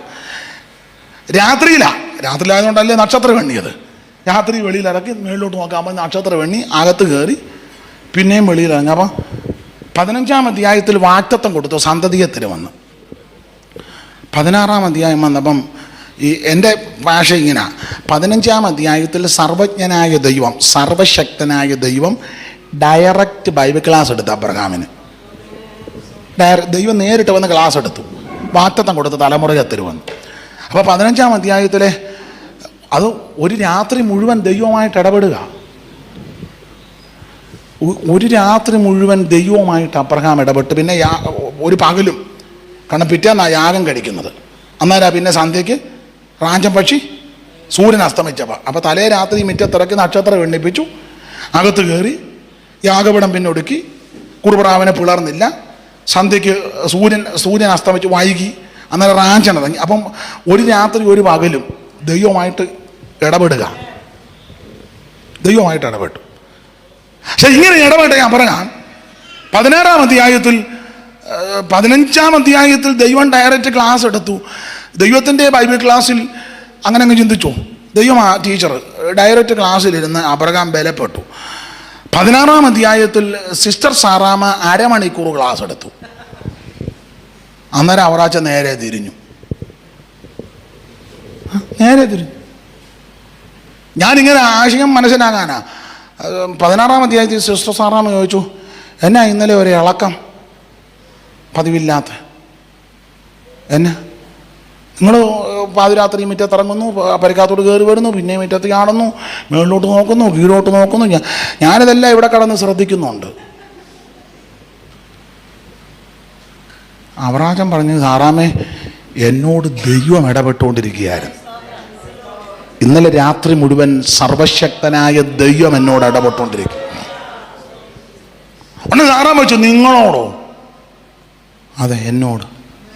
ചുമ്മാ ഇടി എന്നോട് വെക്കതും ആട്ടെ, നിങ്ങളോട് എന്നതാ ഇതിനും വേട്ടം ഈ രാത്രി മുഴുവൻ ഇരുന്ന് പറഞ്ഞ്? സാറാമേ, ദൈവം നമുക്ക് തലമുറയെ തരുമെന്ന്. ദൈവം നമുക്ക്. സാറാൻ പറഞ്ഞു, മനുഷ്യനെ നിങ്ങൾ ചുമ്മാ പേക്കിനാവെങ്ങാണ്ട് കണ്ടതാ. നിങ്ങൾക്ക് പ്രായം എന്തുകൊണ്ടെന്നറിയാം. നിങ്ങളിപ്പോൾ ഡൈ അടിച്ച് നടക്കുന്നതേ ഉള്ളൂ. നിങ്ങൾക്ക് പ്രായം നന്നായിട്ടുണ്ട്. എനിക്കും അത്രയും ഇല്ലെങ്കിലും 10 വയസ്സിന് ഇനിയും കൊച്ചുങ്ങളെ ഒന്നും കിട്ടാൻ പോകുന്നില്ല. നിങ്ങൾ ചുമ്മാ ഗ്ലോറി കാൽവറി വിറ്ററിന്ന് പറഞ്ഞ് മേപ്പോട്ടിങ്ങ് പോട്ട് ഇവിടെ കിടന്ന് മുറ്റത്തിറങ്ങുന്നു, അടുപ്പരക്കാത്ത് കിടന്ന് പിന്നെ മുറ്റത്തിറങ്ങുന്നു, വിറ്ററി പറയുന്നത് ചുമ്മാ മര്യാദയ്ക്ക് എങ്ങാനും ഇരിക്കും. ചുമ്മാ ഇല്ല സാറാമേ, എന്നോട് ദൈവം വ്യക്തമായിട്ട് പറഞ്ഞ തലമുറയെ തരുവന്ന്. അപ്പോൾ സാറാമ ഒരു ബൈബിൾ ക്ലാസ് നിങ്ങളോട് പറഞ്ഞു, എന്നോട് ഇതുവരെ പറഞ്ഞിട്ടില്ല. എടി എന്നോട് ഒരു കാര്യം ചെയ്തു, അങ്ങനെയാണ് ഒരു കാര്യം ചെയ്തു, നിങ്ങൾ എൻ്റെ ദാസിയാകുന്ന ഹാഗറിൻ്റെ അടുക്ക ചെല്ല്. നിങ്ങളോടല്ലേ പറഞ്ഞ തലമുറയെ കിട്ടുമെന്ന്, എന്നോട് ഇതുവരെ പറഞ്ഞിട്ടുമില്ല. ഇനി നമ്മുടെ കുടുംബജീവിതത്തിലൊരു പ്രശ്നം വേണ്ട. ഒരു കാര്യം ഞാനും അനുകൂലിക്കുക, നിങ്ങൾ ഹാഗറിൻ്റെ അടുക്ക ചെല്ല്. അവിടെ ഒരു പദമുണ്ട്, അബ്രഹാം സാറായിയുടെ വാക്ക് അനുസരിച്ചെന്ന്. അങ്ങനെ തന്നെ എഴുതിയേക്കുന്നേ, വായിച്ചേ. അബ്രഹാം സാറായിയുടെ വാക്ക് അനുസരിച്ചു. പറയാം, അബ്രഹാം സാറായിയുടെ വാക്ക് അനുസരിച്ചു. ദൈവത്തിന്റെ വാക്ക് അനുസരിച്ചില്ല. ദൈവം 15-ാം അധ്യായത്തിൽ ഡയറക്റ്റ് പറഞ്ഞു, ഞാൻ നിനക്ക് സന്തതിയെ തരും. അത് അബ്രഹാം അങ്ങ് വിട്ടു. അബ്രഹാം സാറായിയുടെ വാക്ക്, ഈ ഭാര്യമാര് പറയുന്നത് കേൾക്കരുതെന്നോ അംഗീകരിക്കരുതെന്നോ അവരെ താഴ്ത്തിക്കിട്ടണമെന്നല്ല ഞാൻ പറഞ്ഞതിൻ്റെ അർത്ഥം. ദൈവികമായ വിഷയങ്ങൾ നിന്നോട് ഇടപെടുമ്പോൾ നീ ദൈവത്തെ ഭയപ്പെട്ടോണം.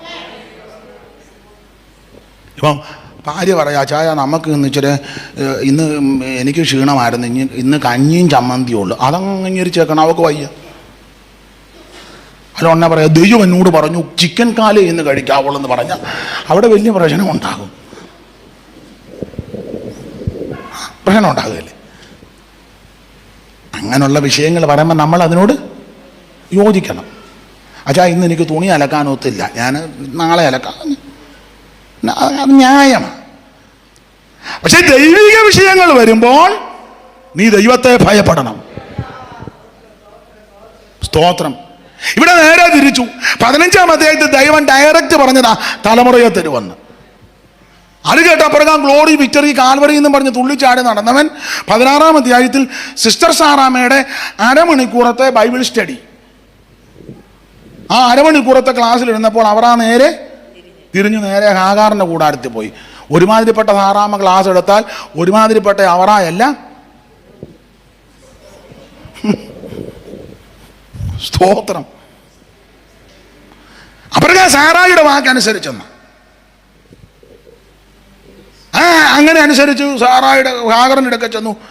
അതാ 16-ാം അധ്യായത്തിനൊടുവിൽ സാറാ ഗർഭവതിയായൊരു കുഞ്ഞിനെ പ്രസവിച്ചു. അപ്പൊ സാറാ ഗർഭവതിയായപ്പോൾ ഈ പെണ്ണുങ്ങൾ രണ്ടുകൂടെ കയറി കൊമ്പ് കോർത്ത്. അത് വേറൊരു വിഷയം. ആരൊക്കെ?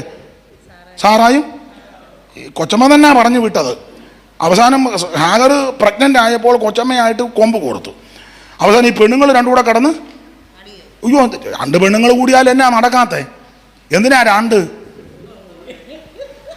ഓരോ വാർത്തയും വന്നുകൊണ്ടിരിക്കില്ല, ഓരോ എണ്ണമല്ലേ. ആ ഉമ്മൻചാണ്ടി മന്ത്രിസഭ തകർക്കാൻ ഒരു പെങ്കൊച്ച് സാരിയും ചുറ്റി ഇറങ്ങി, നമ്മൾ കണ്ടതാ. കഴിഞ്ഞ 5 കൊല്ലം പിണറായി വിജയൻ അവർ ഭരിച്ചപ്പോൾ ഒരു പെങ്കൊച്ച്, നിങ്ങളാരും പേപ്പറൊന്നും വായിക്കുകയല്ലേ?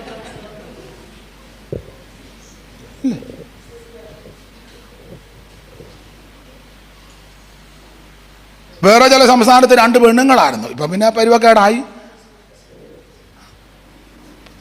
2 പെണ്ണുങ്ങൾ കൂടിയാ എന്നാ നടക്കാത്തേ?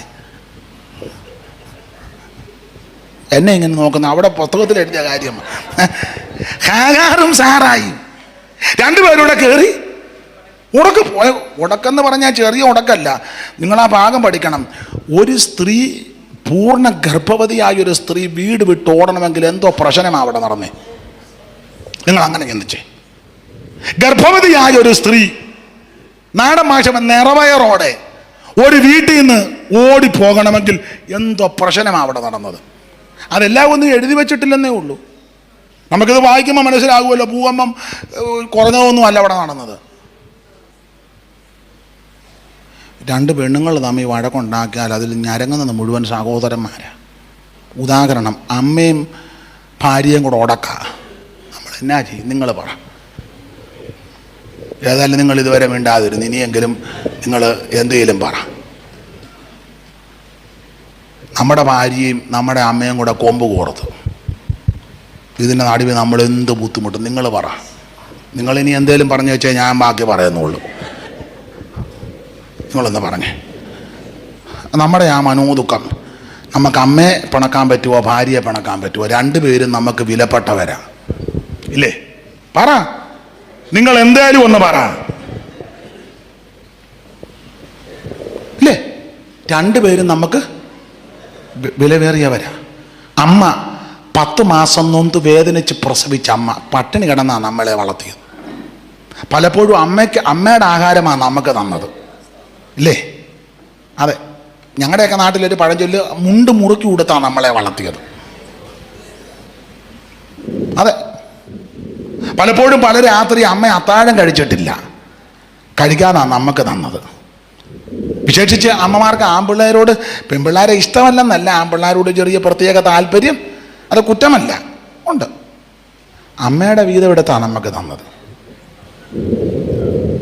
അങ്ങനെ വളർത്തിയ നമ്മുടെ പെറ്റതല്ല, നമുക്ക് ഉപേക്ഷിക്കാനൊക്കത്തില്ല. നമുക്ക് വിലപ്പെട്ടതാ അമ്മ. അതെ. പിന്നെ ഭാര്യ, അതും വിലയേറിയതാ. അവരവരുടെ വീടും സഹോദരങ്ങളെയും ചാർച്ചക്കാരെയും സങ്കീർത്തനക്കാരും പറയും പോലെ അലിയോ കുമാരി നോൾക്കുക കേൾക്കുക ചെവി ചെയ്യുക സ്വജനത്തെയും, അലങ്കാര ഭാഷയിലാന്നേലും അതൊക്കെ വിട്ടേച്ച് നമ്മളെ വിശ്വസിച്ച് നമ്മുടെ കൂടെ വന്നേക്ക് ആ കൈ തന്ന ഉടമ്പടി വാചകം ചൊല്ലി നമ്മളെ ദൈവം കഴിഞ്ഞാൽ പിന്നെ അവർക്ക് നമ്മളാ. ദൈവം കഴിഞ്ഞാൽ ഭാര്യയും നമുക്ക് വിലപ്പെട്ടത്. അങ്ങനെയുള്ള ഈ ഭാര്യയും ഈ അമ്മയും കൂടെ കൊമ്പ് കോർത്താൽ നമ്മൾ എന്നാ ചെയ്യുമെന്ന് നിങ്ങൾ ഇനി പറഞ്ഞേച്ചാൽ ഞാൻ അടുത്ത പോയിന്റ് പറയുന്നുള്ളൂ. എന്തോ ചെയ്യും പറ. എന്നാ ചെയ്യാനാ ഭാഷ, ഞാൻ ഈ പരുവത്തിലായെന്നായിരിക്കും വേണേ. രണ്ടും കൂടെ കാരണം ഞാൻ ഈ പരുവത്തിൽ ഈ ഭാഷക്ക് എൻ്റെ മുഖം കണ്ടാൽ അറിയത്തില്ലേ, എൻ്റെ അതെനിക്ക് മനസ്സിലായി നിൻ്റെ മുഖം കണ്ടപ്പം. അതെ, അമ്മയും ഭാര്യയും കൂടെ ഉടക്കാം. ഉടനെ നമ്മൾ ഞരങ്ങുന്ന നമ്മളല്ലേ. ഉടനെ നമ്മൾ ചെന്ന് അമ്മയോട് പറഞ്ഞ്, അമ്മ അങ്ങ് മിണ്ടാതമ്മേ, അവൾ എന്തേലും പറയുന്നത് അങ്ങ്. അതേടാ ഞാനിപ്പം മിണ്ടുന്നത് പോലും നിനക്ക്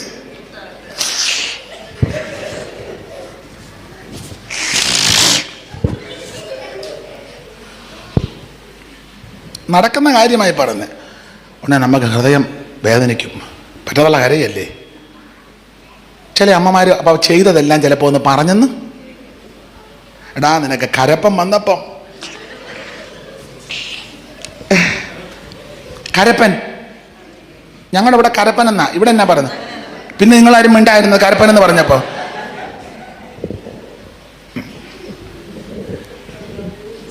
അമ്മ പറയും, നമുക്ക് മനോവേദന എടുക്കും. ഉടനെ നമ്മൾ പിന്നെ അമ്മയോടൊന്നും പറയത്തില്ല. ഉടനെ നമ്മൾ ഇന്ന് ഭാര്യയോട് പറഞ്ഞു, നമുക്ക് രണ്ടുപേർക്ക് ചെല്ലാമൻ. ഭാര്യ പറഞ്ഞു, സൂസമ്മേ നീ അങ്ങനെ ക്ഷമിക്കണേ. ഞാൻ പറയും, ഞാൻ ഉടനെ നൈറ്റി എടുത്തവളങ്ങ് കുത്തി. ഞാൻ പറയും, നിങ്ങൾക്കെന്നെ അറിയത്തില്ല, ഞാനേ വെറുതെ ഒന്നുമല്ല ഈ വീട്ടിലോട്ട്. ഡയലോഗ് മാറുക. നിങ്ങൾക്ക് നിങ്ങളുടെ അമ്മേനെ ചൊവ്വിനെ നിർത്താനൊക്കത്തില്ലെങ്കിൽ എന്നാന്ന് വെച്ചാൽ ചെയ്തോണം. തള്ളേനെ ഇന്ന് രാത്രി ഇവിടുന്ന് വിട്ടില്ലേ, എൻ്റെ തനിനിറം താൻ അറിയും. ഞാൻ പോട്ടെന്ന് വെച്ച് കുറേ നാളായി. ഞാൻ പറയും, ഞാൻ ഇനി നിങ്ങളിങ്ങനെ വായി വെള്ളം ഒഴിച്ച് മിണ്ടാതിരിക്കുന്നതായി തള്ള ഇങ്ങനെ കിടന്ന് ചേടിക്കുന്നത്. ഞാൻ പറയും, തന്നെയല്ല ഞാൻ വെറുതെ ഒന്നുമല്ല ഇങ്ങോട്ട് വന്നത്. എൻ്റെ ആങ്ങളെ അപ്പനുമൊക്കെ തരേണ്ടതല്ല തന്നു. ഉരുളി തന്നില്ലേ, തന്നു. ചെമ്പ് തന്നില്ലേ, തന്നു. അലമാര 3 ഡോറിൻ്റെ ഫ്രിഡ്ജ് അത് കിട്ടിയോ? സ്റ്റാലിക്ക് ഫ്രിഡ്ജും കിട്ടി. അല്ല, നല്ല കാര്യമാണ്. വാഷിംഗ് മെഷീന്, ഫ്രിഡ്ജ്, കറങ്ങുന്ന പാന്. ഇതിൽ കറങ്ങാത്ത ഒരുത്തം കൊടുത്ത്, അതുകൊണ്ടല്ലേ കറങ്ങിയതിൻ്റെ കൊണ്ട് പിറ്റി ആയപ്പോൾ കറങ്ങുന്നില്ല, അതുകൊണ്ടാണ് കറങ്ങുന്ന പാനെന്ന് പറഞ്ഞത്. അല്ല, ഞാൻ ഒട്ട് പറഞ്ഞു ഒന്നുമല്ല. എൻ്റെ അപ്പനും ആങ്ങളമാരും ഒക്കെ തരേണ്ടതല്ല തന്ന ഇങ്ങോട്ട് ശ്രീധനവും തന്നു.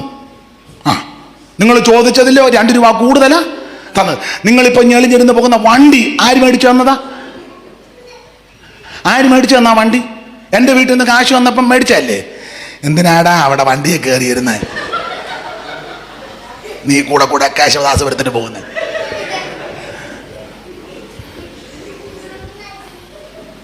അവൾ നിർത്താൻ പറയുമ്പോൾ ചവിട്ടണം, പോകാൻ പറയുമ്പോൾ കാലെടുത്ത് പൊക്കിക്കോണം. നീ ചെയ്യേണ്ട കാര്യം, ഇവിടുന്ന് നേരെ കേശവദാസപുരം കഴിഞ്ഞ് തമ്പാനൂരും കഴിഞ്ഞ് നേരെ വിട്ട് അണ്ട കരമന പാലത്തെ കയറിച്ച് താഴോട്ട് ചാടിയേക്കണം.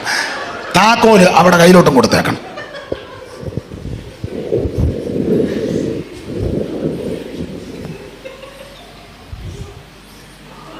ഞാൻ എൻ്റെ ശൈലി പറയുക. അതുകൊണ്ട് അമ്മമാരോട് സഹോദരിമാരോടും പറയാം, അലോഗ്യം ഉണ്ടാക്കരുത്, അലോഗ്യം ഉണ്ടാക്കരുത്.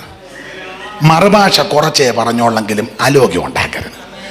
നിങ്ങൾ രണ്ടുപേരുടെ കൊമ്പ് കൊടുത്ത അദ്ദേഹം ആ മനോവേദനയോടെ, അതെ, അവർക്ക് അമ്മയും വിലപ്പെട്ടതാ, ഭാര്യയും വിലപ്പെട്ടതാ. മനസ്സിലാകുന്നുണ്ട്? മനസ്സിലാകാടിയാണോ അതോ സ്തംഭിച്ചിരുന്ന് പോയതാണോ അതോ എന്നെ നിങ്ങളുടെ ഉദ്ദേശം എന്നാന്ന് പറ. മറുഭാഷ ഇച്ചിരി കുറച്ച് പറഞ്ഞാൽ മതി. നിങ്ങളുടെ മകനെ, ഭർത്താവിനെ വേദനിപ്പിക്കരുത്. ഇപ്പം നിങ്ങൾ പറയാം പാസ്റ്റർക്ക് അങ്ങ് പറഞ്ഞു വെച്ച് പോയാൽ മതി, ഞാൻ അനുഭവം, ഞാൻ തീക്കകത്താ. എന്നാ തീ? ഞാൻ ഇന്നലെ ഞങ്ങളുടെ സഭ കഴിഞ്ഞ ആഴ്ചയും പറഞ്ഞു, അവിടെ പറഞ്ഞ് അങ്ങ് നിർത്താം, അത് മതി, ഇപ്പം ഗുണമാകാനാണ് ഇതൊക്കെ മതിയല്ലോ. ഞാൻ ഹൃദയം തുറന്നായി പറയുന്നേ, ആലോഗ്യവും മഴക്കും പ്രശ്നം ഉണ്ടാക്കരുത്. നമുക്ക് ഭക്ഷിപ്പാൻ ദൈവം തരുന്നില്ലേ? ഇല്ലേ? ഈ കോവിഡ് ഇപ്പം 2 വർഷത്തോളമാകുന്നു. ദൈവം നിന്നെ പുലർത്തി.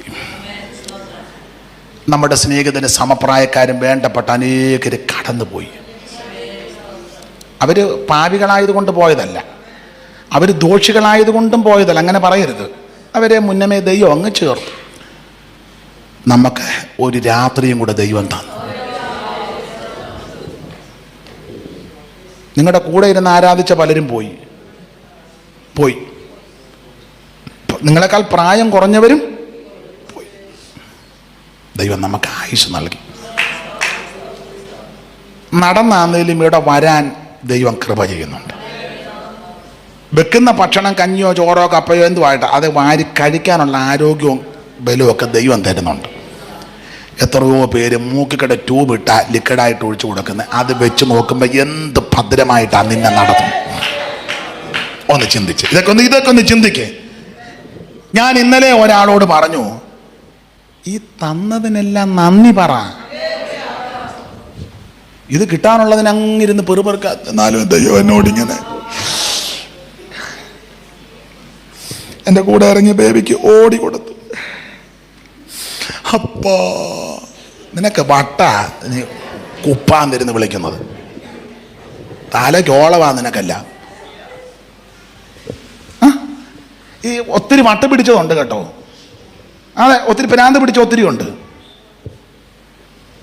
അവർക്ക് 2 നില കൊടുത്തു. നിനക്ക് വാടകയ്ക്കാന്നേലും അല്ലെ വാടകയില്ലേലും കയറി കിടക്കാൻ ഇടമില്ലേ? ഇല്ലേ?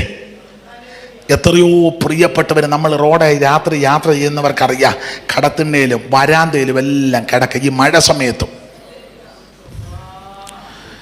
എൻ്റെ ദൈവമേ, ഇപ്പോഴത്തെ വാർത്ത കേട്ടത് ഉരുള് പൊട്ടി 13 പേരെ കാണാനില്ല. ദൈവം നിനക്ക് ദോഷം വരാതെ വരെ നിർത്തിയില്ലേ? ലഭിച്ച നിനക്ക് നന്ദി പറ. കിട്ടാത്തതോർത്ത് പിറുപിറുത്ത് ഞരങ്ങാതെ ദൈവത്തിന് നന്ദി അർപ്പിക്കുക. വസ്ത്രം തന്നില്ലേ ദൈവം? കിടപ്പാടം തന്നില്ലേ? ഇല്ലേ? തന്നതിനെല്ലാം സ്തോത്രം ചെയ്യുക. തരാത്തതിനെ പറ്റി പെറുപിറുക്കരുത്. അത് ദൈവത്തിന് ഇഷ്ടമല്ല. ലഭിച്ചതിനെല്ലാം നന്ദി അർപ്പിക്കുക. ഞാൻ 9 ആയതുകൊണ്ട് അങ്ങ് നിർത്തുക. നാളെ ഞങ്ങൾക്ക് 2 സെക്ഷനാ സഭായോഗം. അത് കഴിഞ്ഞാൽ എനിക്ക് എറണാകുളത്ത് ദൈവം അനുവദിച്ചാൽ യോഗം നടത്താൻ പോകണം. അതുകൊണ്ട് ഇപ്പം തന്നെയല്ല, ഗുണമാകാനാന്നേ ആവശ്യമുള്ളത് ആയി. ഇത് പോരെ? ഇനിയും വേണോ? അല്ല, ഇനിയും വേണോ? ഇത് പോരെ? മതി. ആവശ്യമുള്ളതായി, ആവശ്യത്തിനായി. ഒടുവിൽ എത്രയോ പറയണം, ഞാനും നിങ്ങളും ആരാധിക്കുന്ന ദൈവം സർവശക്തിയുള്ള ദൈവമാണ്. ആ പോയിന്റ് പറഞ്ഞങ്ങ് നിർത്താലേ അതൊരു അപാകത വരും. 16-ാം അധ്യായത്തിൽ സാറായിയുടെ വാക്ക് അബ്രഹാം കേട്ടു, ദൈവത്തിന്റെ വാക്ക് അനുസരിച്ചില്ല. അതുകൊണ്ട് 16-ാം അധ്യായത്തിനൊടുവിൽ ഹാഗാർ അബ്രഹാമിന് ഇസ്മായിലിനെ പ്രസവിക്കുമ്പോൾ അബ്രഹാമിന് 86 വയസ്സുകൊണ്ട് ആ അധ്യായം തീർന്നു. പിന്നെ 17-ാം അധ്യായത്തിൽ തുടങ്ങുന്ന അബ്രഹാമിന് 99 വയസ്സായപ്പോൾ ദൈവം ഇടപെട്ടു. എന്ന് പറഞ്ഞാൽ 85-ാമത്തെ വയസ്സിലാണ് ദൈവം ഇടപെടുന്നത്. കാരണം 85-ൽ ഇടപെട്ടു, സാറയുടെ വാക്ക് കേട്ടു, ഹാഗറിൻ്റെ ഒക്കെ പോയി 1 കൊല്ലമായപ്പോൾ കൊച്ചെ. അപ്പൊ 86, അപ്പൊ 85 എടുക്കണം. 85-ാം വർഷത്തിൽ ദൈവം 85-ാമത്തെ വർഷത്തിൽ ദൈവശബ്ദം കേട്ട അബ്രഹാം നീണ്ട 13 കൊല്ലം ദൈവശബ്ദം കേട്ടില്ല. കേൾക്കാഞ്ഞതിന്റെ കാരണം പറയാം. 85 ദൈവശബ്ദം കേട്ട് അനുസരിച്ചില്ല. സാറായുടെ വാക്ക് അനുസരിച്ചു. അപ്പൊ തമ്പുരാന് മനസ്സിലായി ഞാൻ പറയുന്ന കാര്യം ഇവൻ കേൾക്കത്തില്ല, എന്നാ അവള് തന്നെ പറയട്ടെ. സാറ ആകെ കൂടെ ഒരു ക്ലാസ് എടുത്തതാ. പിന്നെ അമ്മാമ്മയ്ക്ക് ക്ലാസ് എടുക്കാൻ നേരവും പെണ്ണുങ്ങൾ തമ്മിൽ ബോലത്തായി പ്രശ്നമായി. അബ്രഹാം ദൈവശബ്ദവും കേട്ടില്ല. പിന്നെ 99-ാമത്തെ വയസ്സിലാണ് ദൈവം ഇടപെടുന്നത്. 13 കൊല്ലം ദൈവം ഇടപെട്ടില്ല. ഇനി എൻ്റെ ഒരു ആത്മീയ പാഠം പറഞ്ഞ് അങ്ങ് നിർത്താം. 99 വയസ്സായപ്പോൾ ദൈവം ഇടപെട്ടു അബ്രഹാമിന് പുറത്ത്. ഞാൻ സർവശക്തിയുള്ള എന്ന് പറഞ്ഞാൽ 85-ാമത്തെ വയസ്സിലും അബ്രഹാം ഒരു സ്ത്രീയുടെ അടുക്കൽ ചെന്നപ്പോൾ ആ സ്ത്രീയിൽ കുട്ടിയുണ്ടായി. അപ്പോൾ നല്ല സെൻസിലെടുക്കണം. 85-ാമത്തെ വയസ്സിലും ഒരു കുട്ടിയെ ജനിപ്പിക്കത്തക്ക നിലയിലുള്ള ശാരീരിക സ്ഥിതി അബ്രഹാമിനുണ്ട്. എന്നാൽ കഴിഞ്ഞ 13 വർഷം കൊണ്ട് അബ്രഹാമിൻ്റെ ശക്തിയും കൃപയും അബ്രഹാമിൻ്റെ ബലവും എല്ലാം ചോർന്ന് തീർന്നു. അതുകൊണ്ടാണ് തമ്പുരാൻ 17-ാം അധ്യായത്തിൽ പറഞ്ഞത്, അബ്രഹാമേ ഞാൻ സർവശക്തിയുള്ള ദൈവമാണ്. ഇപ്പം നിന്റെ ശക്തിയെല്ലാം തീർന്നില്ലേ? നിന്റെ കഴിവെല്ലാം തീർന്നല്ലോ.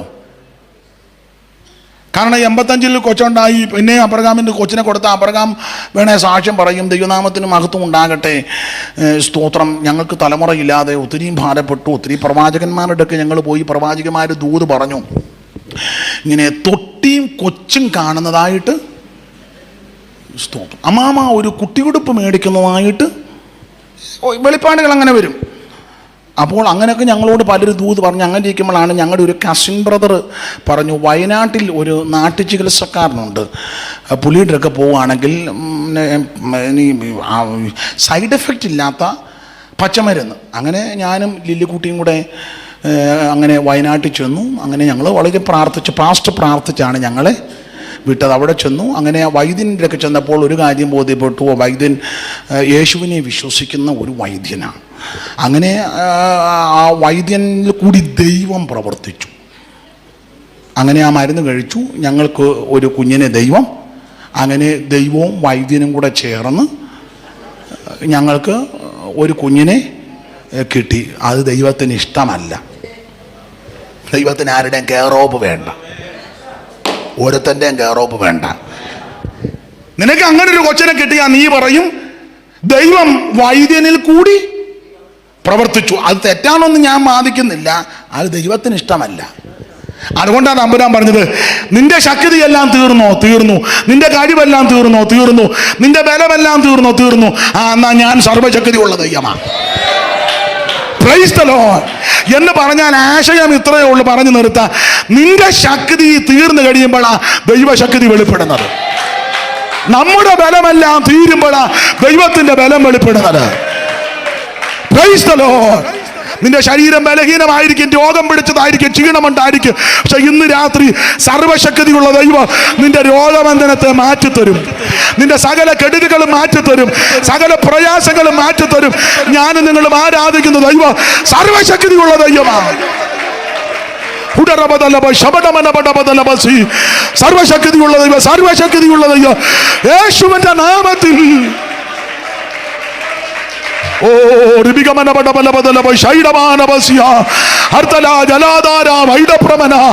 ഓ സർവശക്തിയുള്ള ദൈവം, സർവശക്തിയുള്ള എൽ ശദ്ദായി.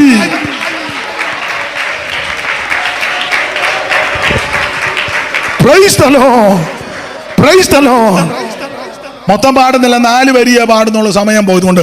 അത്യുന്നതനാം ദൈവത്തിൻ മറവിൽ, സർവശക്തൻ നിഴലിൻ കീഴിൽ, അത്യുന്നതനാ ദൈവത്തിൻ മറവിൽ, സർവശക്തൻ നിഴലിൻ കീഴിൽ, കോട്ടയ.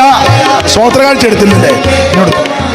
എനിക്ക് അതാ ഞാൻ സ്വോത്രകാഴ്ചയും കൂടെ അങ്ങ് എടുക്കാം. ആരും പോകരുത്, അതുകൊണ്ട് ഇട്ടേച്ച് പോണേ. എന്തിയാ പാത്രം എന്തിയാ?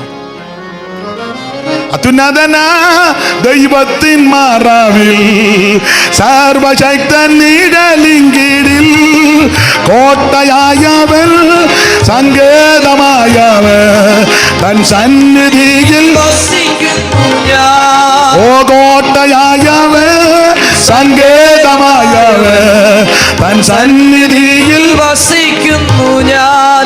ഞാൻ ആശ്രയിക്കും പാറ എന്റെ രക്ഷയിൻ വെളിച്ച ഞാൻ ആരെ പേടിക്കും കർത്താവിന്റെ അഭയം. അമ്മ ഇടയ ശ്രേഷ്ഠൻ ക്രിസ്തു വീരഭുജമുള്ളോൻ കൈപിടിച്ചു നടത്തുന്നേ. ഓ ഇടയ ശ്രേഷ്ഠൻ ക്രിസ്തു ആമേൻ വീരഭുജമുള്ളോൻ കൈപിടിച്ചു നടത്തുന്നേ.